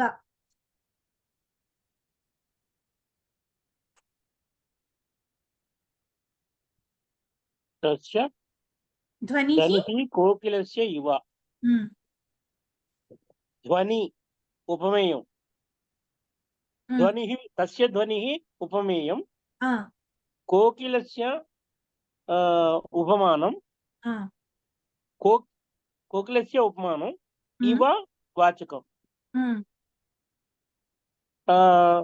సాధారణ ధర్మ మధురత్వం. ఇక్కడ ఏంటంటే కోకిలస్య అంటే ఏంటంటే కోకిల యొక్క అన్నారు కాబట్టి తస్య ధ్వని కోకిల ధ్వని ఇవ అని మనం రాసుకోవచ్చు. ఆ వాక్యాన్ని రాసి కోకిలస్య బదులు కోకిల ధ్వని అని ఉపమానం రాస్తే ఇంకా బాగుంటుంది. కోకిల ధ్వని తస్య ధ్వని ఉపమేయం రాయొచ్చుగా. అంతే, అదంతే, అది కరెక్ట్. నేను ఉపమానం బదులు కోకిల ధ్వని అని రాస్తే ఇంకా బాగుంటుంది. కోకిల ధ్వని అంటే అతని ధ్వని కోకిల ధ్వని వలె మధురమైనది అని చెప్తున్నాము. ఇద్దరిలోనూ ధ్వనిని పోలుస్తుంది, ధ్వనిని అంతే, ధ్వనిని కదా మనం అక్కడ పోలుస్తున్నది. కానీ మధురత్వం కరెక్టేగా. మాధుర్యం మధురత్వం ఏదన్నా రాయొచ్చు. ఏంటండి గౌరీమోహన్ గారు? అంతే, లుప్తోపమానే, అందుకని మాధుర్యాన్ని బ్రాకెట్స్ లో రాయాలి. అస్తు. తర్వాత సుభాషితాలు, 2 సుభాషితాలు కూడా చెప్పేసుకొని ఆపుదానిలేండి వాళ్ళ. పాదపానాం భయం వాతాత్, పద్మానాం శిశిరాత్ భయం, పర్వతానాం భయం వజ్రాత్, సాధూనాం దుర్జనాత్ భయం. ఉమామల్లాది మహోదయ అడగండమ్మా. ఇందాక ఇవి చెప్పిన వాచకాలన్నీ మీనింగ్ ఒకటేలాగా వచ్చాయి కదా మహోదయ్? అంతే అంతే మహోదయ, ఇంటర్చేంజబుల్ గా వాడుకోవచ్చా? అంతే, వాడుకోవచ్చు. ధన్యవాదాలు. సరే, ఇప్పుడు పద విభాగం చూస్తే పాదపానాం భయం వాతాత్, పద్మానాం శిశిరాత్ భయం. శిశిరాత్ భయం కాస్త శిశిరాత్ భయం అయింది, జస్త్వ సంధి అయింది. పర్వతానాం భయం వజ్రాత్, సాధూనాం దుర్జనాత్ భయం. మళ్ళీ ఇది కూడా జస్త్వ సంధి అయి దుర్జనాత్ భయం అయింది. తకారం కాస్త దకారంగా మారింది జస్త్వ సంధి వల్ల. మిగతా అన్ని విడివిడిగానే ఉన్నాయి పదాలు. అన్వయ పాదపానాం వాతాత్ భయం అస్తి, పద్మానాం శిశిరాత్ భయం అస్తి, పర్వతానాం వజ్రాత్ భయం అస్తి, సాధూనాం దుర్జనాత్ భయం అస్తి. పాదపం అంటే చెట్టు, అంటే అంటే పాదము అంటే దాని రూట్స్, కాలు దగ్గర ఉండే భాగం రూట్ కదా, దాని నుంచి అంటే నీళ్లు అక్కడి నుంచి తాగుతుంది కాబట్టి పాదపము అంటారు చెట్టుని. అంటే తన కాలి భాగంలో ఉండే వేర్ల నుంచి నీళ్లు తాగుతుంది కాబట్టి పాదపము అని చెట్టును అంటారు. పాదపానాం భయం వాతాత్, వాతము అంటే గాలి. పాదపాలకి అంటే వృక్షాలకి గాలి అంటే భయంట. ఎందుకు అంటే ఎంత పెద్ద చెట్టు అయినా కూడా మొన్న హైదరాబాద్ లో, మరి ఎంతమంది హైదరాబాద్ వాళ్ళు నాకు తెలియదు, మొన్న హైదరాబాద్ లో పోయిన వారం 10 రోజుల క్రితం వచ్చిన పెద్ద వర్షానికి చాలా పెద్ద పెద్ద చెట్లు, చాలా ఏళ్ల నుంచి ఉన్న పెద్ద పెద్ద చెట్లు కూడా కింద పడిపోయాయి గాలి వానకి. సో ఈ వర్షాలకి గాలి వల్ల, గాలి అంటే చెట్లకి భయంగా ఉంటుంది. ఎంత పెద్ద చెట్టు అయినా కూడా పెద్ద తుఫాన్ గాలి వచ్చింది అంటే అది పడిపోయే అవకాశం ఉంది. కాబట్టి అందుకని పాదపానాం వాతాత్ భయం అస్తి, పద్మానాం శిశిరాత్ భయం. పద్మము అంటే కమలము, శిశిరాత్ శిశిర ఋతువు అంటే శిశిర ఋతువులో మంచు పడుతుంది, పైగా ఎండ తక్కువ ఉంటుంది. దానివల్ల ఎండ ఉంటేనే, అంటే సూర్యుడు ఉంటేనే పద్మము వికసిస్తుంది పెద్దగా. అప్పుడు మంచు పడింది అంటే సూర్యుడు సరిగ్గా కనిపించట్లేదని అర్థం. అప్పుడు పద్మం ముడుచుకుపోతుంది, లేదా అసలు మొగ్గగానే ఉండిపోతుంది, విచ్చుకోలేదు. అందుకని పద్మములకు శిశిరము అంటే భయం. పర్వతానాం వజ్రాత్ భయం. ఇది మనకు రామాయణంలో మైనాకుడి కథ చెప్పినప్పుడు అక్కడ చెప్తారు. ఏమిటంటే ఇదివరకు పర్వతాలన్నీ గాల్లో ఎగురుతూ ఉండేవిట, పక్షుల్లాగా రెక్కలు వేసుకొని. అలా ఎగురుతూ ఉన్నప్పుడు ఆయన సముద్రుడు చెప్తాడు, ఇప్పుడు నీకు వాయుదేవుడు నీకెంతో సహాయం చేసి నిన్ను తీసుకొచ్చి ఈ సముద్రంలో పడేశాడు, మరి వాయుదేవుని పుత్రుడైన హనుమంతుడు వస్తున్నాడు, నువ్వు ఆయనకి మరి ఆతిథ్యం ఇవ్వవా, కొంచెం పైకి లేచి నిలబడు అని చెప్తే అప్పుడు మైనాక పర్వతం పైకి లేస్తుంది. పైకి లేచినప్పుడు ఆయన హనుమంతుడిని, నేను నీకు ఆతిథ్యం ఇస్తాను, దయచేసి నా ఆతిథ్యాన్ని స్వీకరించు అని మైనాకుడు అడిగితే హనుమంతుడు లేదు, నేను రామకార్యం మీద వెళ్తున్నాను, నేను అసలు ఒక్క నిమిషం కూడా ఆగే ప్రసక్తే లేదు, నేను నీ ఆతిథ్యాన్ని స్వీకరించినట్టుగా భావించు అని చెప్పేసి ఆయన ఆగకుండా వెళ్ళిపోతాడు. అక్కడ మనకి ఆ ఇన్స్టెన్స్ లో మనకి చెప్తారనమాట. ఏమిటి అంటే ఇదివరకు ఈ పర్వతాలన్నిటికీ రెక్కలు ఉండేవి, ఈ రెక్కలతో అవి ఎగురుతూ అన్నిటికీ తగులుతూ ఉంటే అప్పుడు ఇంద్రుడు తన వజ్రాయుధంతో పర్వతాల రెక్కలన్నీ కోసేశాడు అని చెప్పేసి. అందుకని పర్వతానం వజ్రాత్ భయం. ఈ వజ్రాయుధం అంటే, ఇంద్రుని యొక్క వజ్రాయుధం అంటే పర్వతాలన్నిటికీ భయంట. ఎందుకంటే ఆల్రెడీ రెక్కలు కోసాడు, మరి ఇంకేం చేస్తాడో అని చెప్పేసి పర్వతాలకి వజ్రాయుధం అంటే వాటికి భయంట. తర్వాత సాధూనాం దుర్జనాత్ భయం. అంటే మరి సాధువులకు అంటే సత్పురుషులకు దుర్జనులు అంటే భయం ఉంటుందిట. ఎందుకంటే వీళ్ళు ఏం చేస్తారో, మనమేమో అలా ఇప్పుడు మంచి వాళ్ళు ఉన్నారు, చెడ్డవాళ్ళు వాళ్ళకి ఎంత అపకారం చేసినా వీళ్ళు వాళ్ళకి అపకారం చెయ్యరు, చేసే మనస్తత్వం కాదు వీళ్ళకి. వీళ్ళు ఏం చేయగలరు, అనవసరమైన బాధలు ఎదుర్కోవాల్సి వస్తుంది, ఎందుకు వచ్చింది అని. వీళ్ళకి సాధు స్వభావం కలవారికి దుర్జనులంటే భయంగా ఉంటుందిట. అది దీనికి తాత్పర్యము. అన్వయార్థం చూస్తే పాదపానాం వృక్షాణం వాతాత్ అంటే వాయుతః భయం అస్తి, భీతి అస్తి. పద్మానాం కమలానాం శిశిరాత్ హిమకాల కారణతః భయం అస్తి, భీతి అస్తి. పర్వతానాం గిరీణాం వజ్రాత్ ఇంద్రస్య వజ్రాయుధాత్ భయం అస్తి, భీతి అస్తి. సాధూనాం సజ్జనానాం దుర్జనాత్ దుష్టజనతః భయం అస్తి, భీతి అస్తి. తాత్పర్యం చూస్తే షష్ఠీ విభక్తి బహువచనంలో చెప్పారు కదా మాన్ని. అవునండి, షష్ఠీ బహువచనంలో చెప్పారు. దృఢమూలాః అపి వృక్షాః వేగయుక్తస్య వాయోః కారణతః పతనం ప్రాప్తుం అర్హంతి. అంటే ఎంత దృఢమైన మూలాలు కలిగిన వృక్షానికైనా కూడా వేగయుక్తస్య వాయోః అంటే అత్యంత వేగంతో వచ్చే పెద్ద తుఫాను గాలి వంటి గాలి కారణం వల్ల పతనం ప్రాప్తుం అర్హంతి, అవి కింద పడిపోయే అవకాశం ఉంది. అతః వృక్షాణం వాయుతః భయం అపాయః అస్తి. అందుకని వృక్షములకు గాలి నుండి భయం ఉంది. గాలి అంటే భయం ఉంది, గాలి వల్ల వాటికి ఆపద కలుగుతుంది. కాబట్టి గాలి అంటే వృక్షాలకి భయము అని చెప్పారు ఇక్కడ. అంటే ఇది కవి సమయం, అంతేగాని నిజానికి గాలి లేకుండా వృక్షాలు బతకలేవు. కానీ ఇది ఒక పోలికగా చెప్పుకుంటూ వస్తున్నారు కాబట్టి ఇలా కవి సమయం కోసం ఇలా వాడాడు ఆయన, అంతే. తర్వాత యది హిమపాతః భవతి తర్హి కమలం నష్టం భవిష్యతి. అంటే ఎప్పుడైతే మంచు పడుతుందో, హిమపాతః అంటే స్నోఫాల్, మంచు పడుతుందో, తర్హి కమలం నష్టం భవిష్యతి, విచ్చుకున్న కమలం ఏదైతే ఉంటుందో, పద్మం ఏదైతే ఉంటుందో, హిమం పడడం వల్ల అది ముడుచుకుపోతుంది. అంటే ఎండ ఉంటేనే అది విచ్చుకొని ఉంటుంది, కాబట్టి ఎండ లేకపోయేసరికి హిమం పడేసరికి అది ముడుచుకుపోతుంది. శిశిర ఋతువు హిమపాత భవతి కలు, అంటే శిశిర ఋతువులో కొన్ని చోట్ల కొన్ని ప్రాంతాల్లో మంచు పడుతుంది కదా. అతః కమలాని శిశిర ఋతుత భీతాని భవంతి, అందుకని కమలములు అంటే పద్మాలు శిశిర ఋతువు అంటే భయాన్ని పొందుతాయిట. పూర్వం పర్వతానాం పక్షాః ఆసన్ ఇతి, పూర్వము పర్వతాలకు పక్షాః అంటే రెక్కలు, వింగ్స్ ఉండేవి అని అంటారు. ఇంద్రః తాన్ పక్షాన్ కర్తితవాన్ ఇతి చ కథా శ్రూయతే, ఇంద్రుడు ఆ పక్షములను అంటే ఆ రెక్కలను కత్తిరించి వేశాడు అని కథని మనం వింటూ ఉంటాం పురాణాల్లో. అతః వజ్రాయుధతః పర్వతానాం భీతి, అందుకని పర్వతాలకు వజ్రాయుధం అంటే భీతి, భయము. సజ్జనాః యద్యపి యస్య కస్యాపి అహితం న ఆచరంతి, సజ్జనులు ఎప్పుడు కూడా ఇతరులకు అహితాన్ని అంటే చెడుని చేయరు.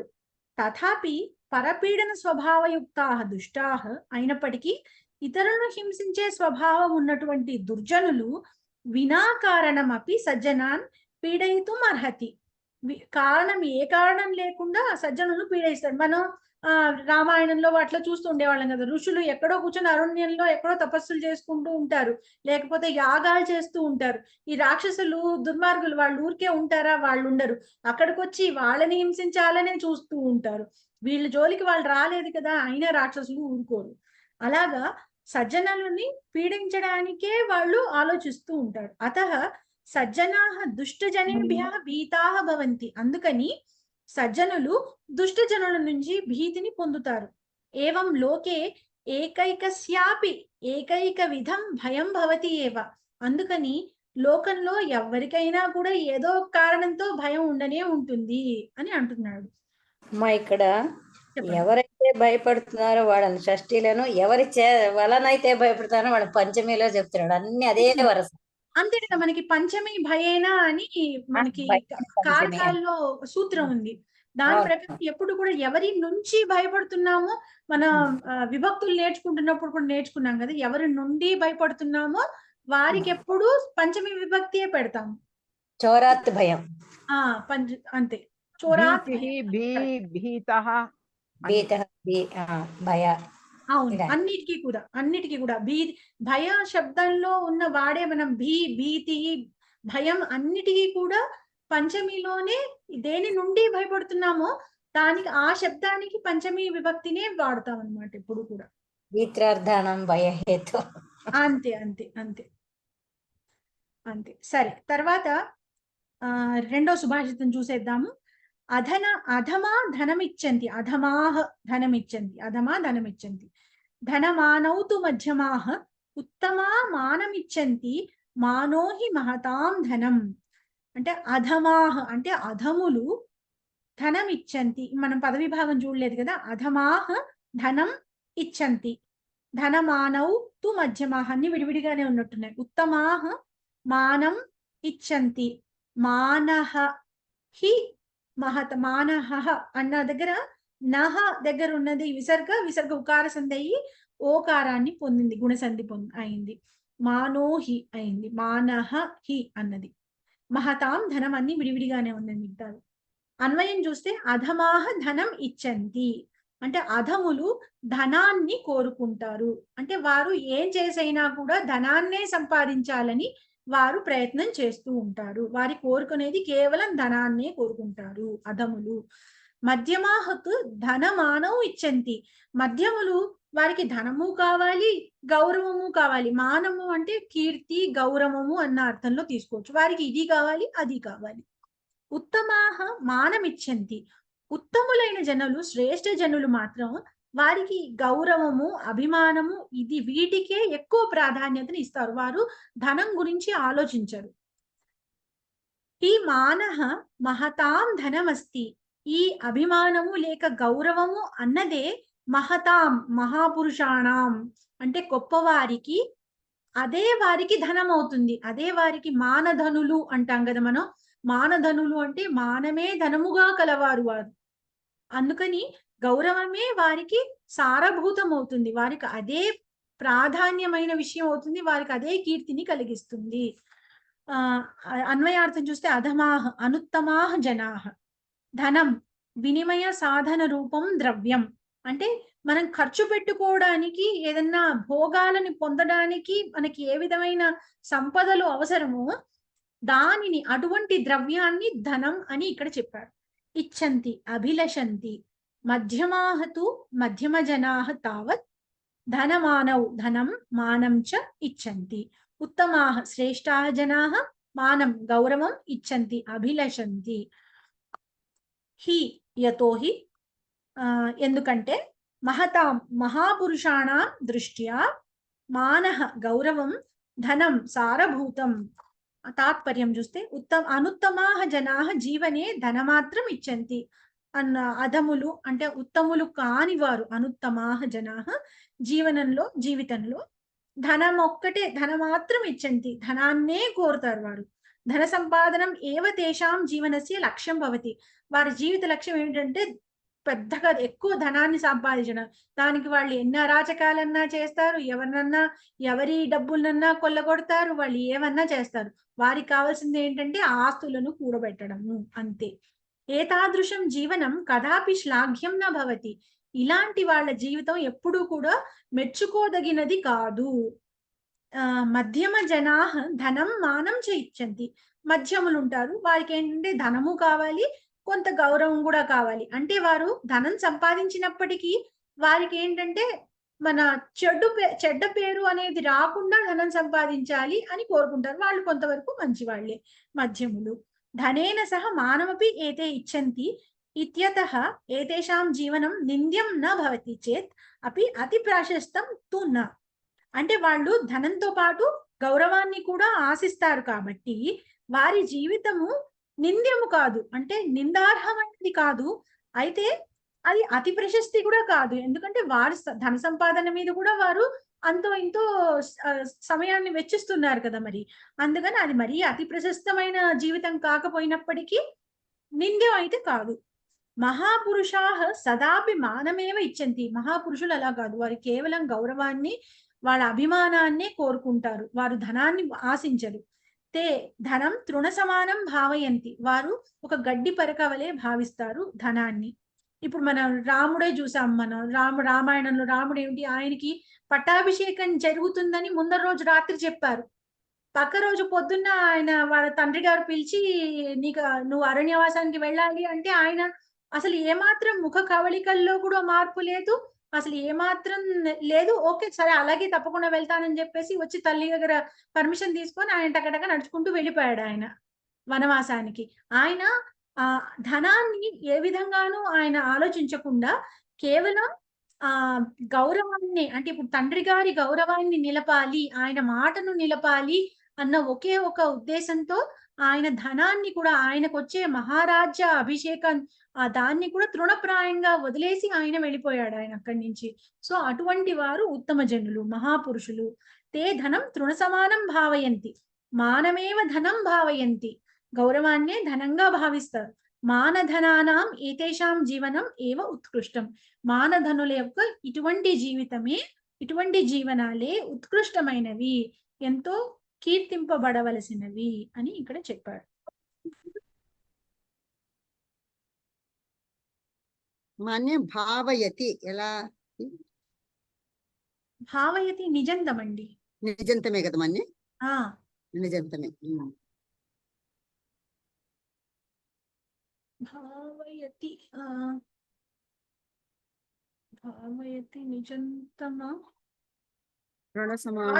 కాదనుకుంటా మేడం, సామాన్య లట్లకారమే.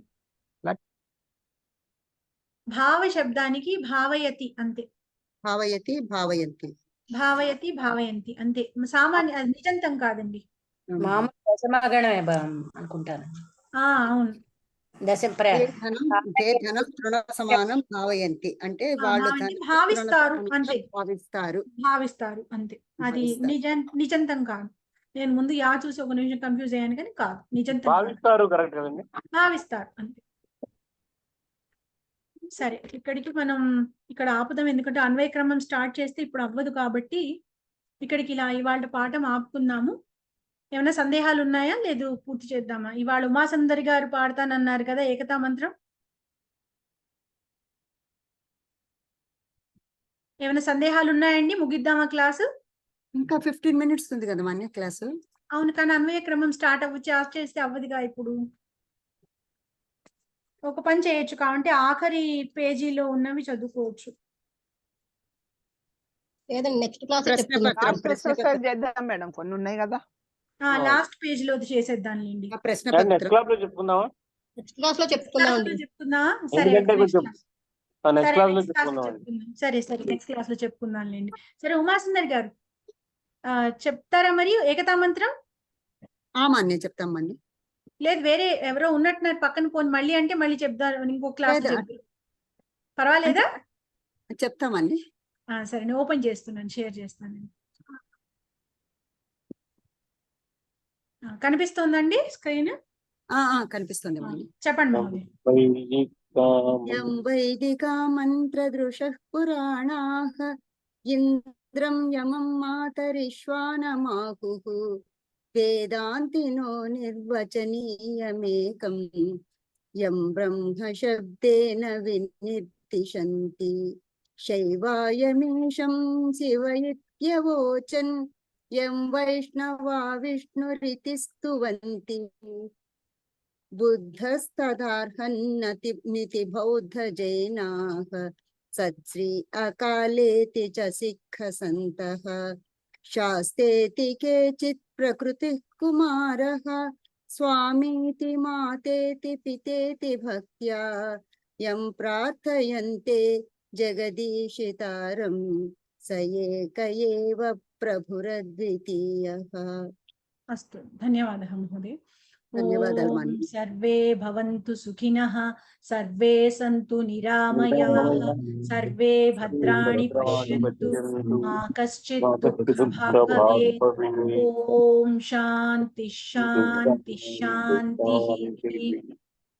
అస్తు, ధన్యవాదः. నమస్తే మహోదయ, ధన్యవాదాలు. నమస్తే అండి. మళ్ళీ వచ్చే మంగళవారం క్లాస్ లో మళ్ళీ కలుద్దాం. పర్వాలేదండి, కంగారు పడకండి, మనకి సిలబస్ టైం కి అయిపోతుంది. ఇప్పుడు ఎలా, ఇంకా 4 వారాలు మహా అయితే 4 వారాల్లో అయిపోతుంది. ఇప్పుడు అంటే జూన్ ఆఖరి కంటే ఎట్టి పరిస్థితుల్లో అయిపోతుంది. తర్వాత మనం ఒక 2 రివిజన్ క్లాసులు పెట్టుకుందాము. కొంత టైం ఇచ్చాకే రివిజన్ క్లాస్ పెడతాను, వెంటనే కాకుండా మీకు చదువుకోవడానికి టైం ఇచ్చాక ఒక 2 రివిజన్ క్లాసులు పెట్టుకుందాము. రివిజన్ క్లాసుల్లో ప్రశ్న పత్రాలు కూడా చేద్దాము. మీ డౌట్స్ అన్ని తీసుకున్నాక టైం ని బట్టి 1 or 2 ప్రశ్న పత్రాలు కూడా సాల్వ్ చేద్దాం. సరే,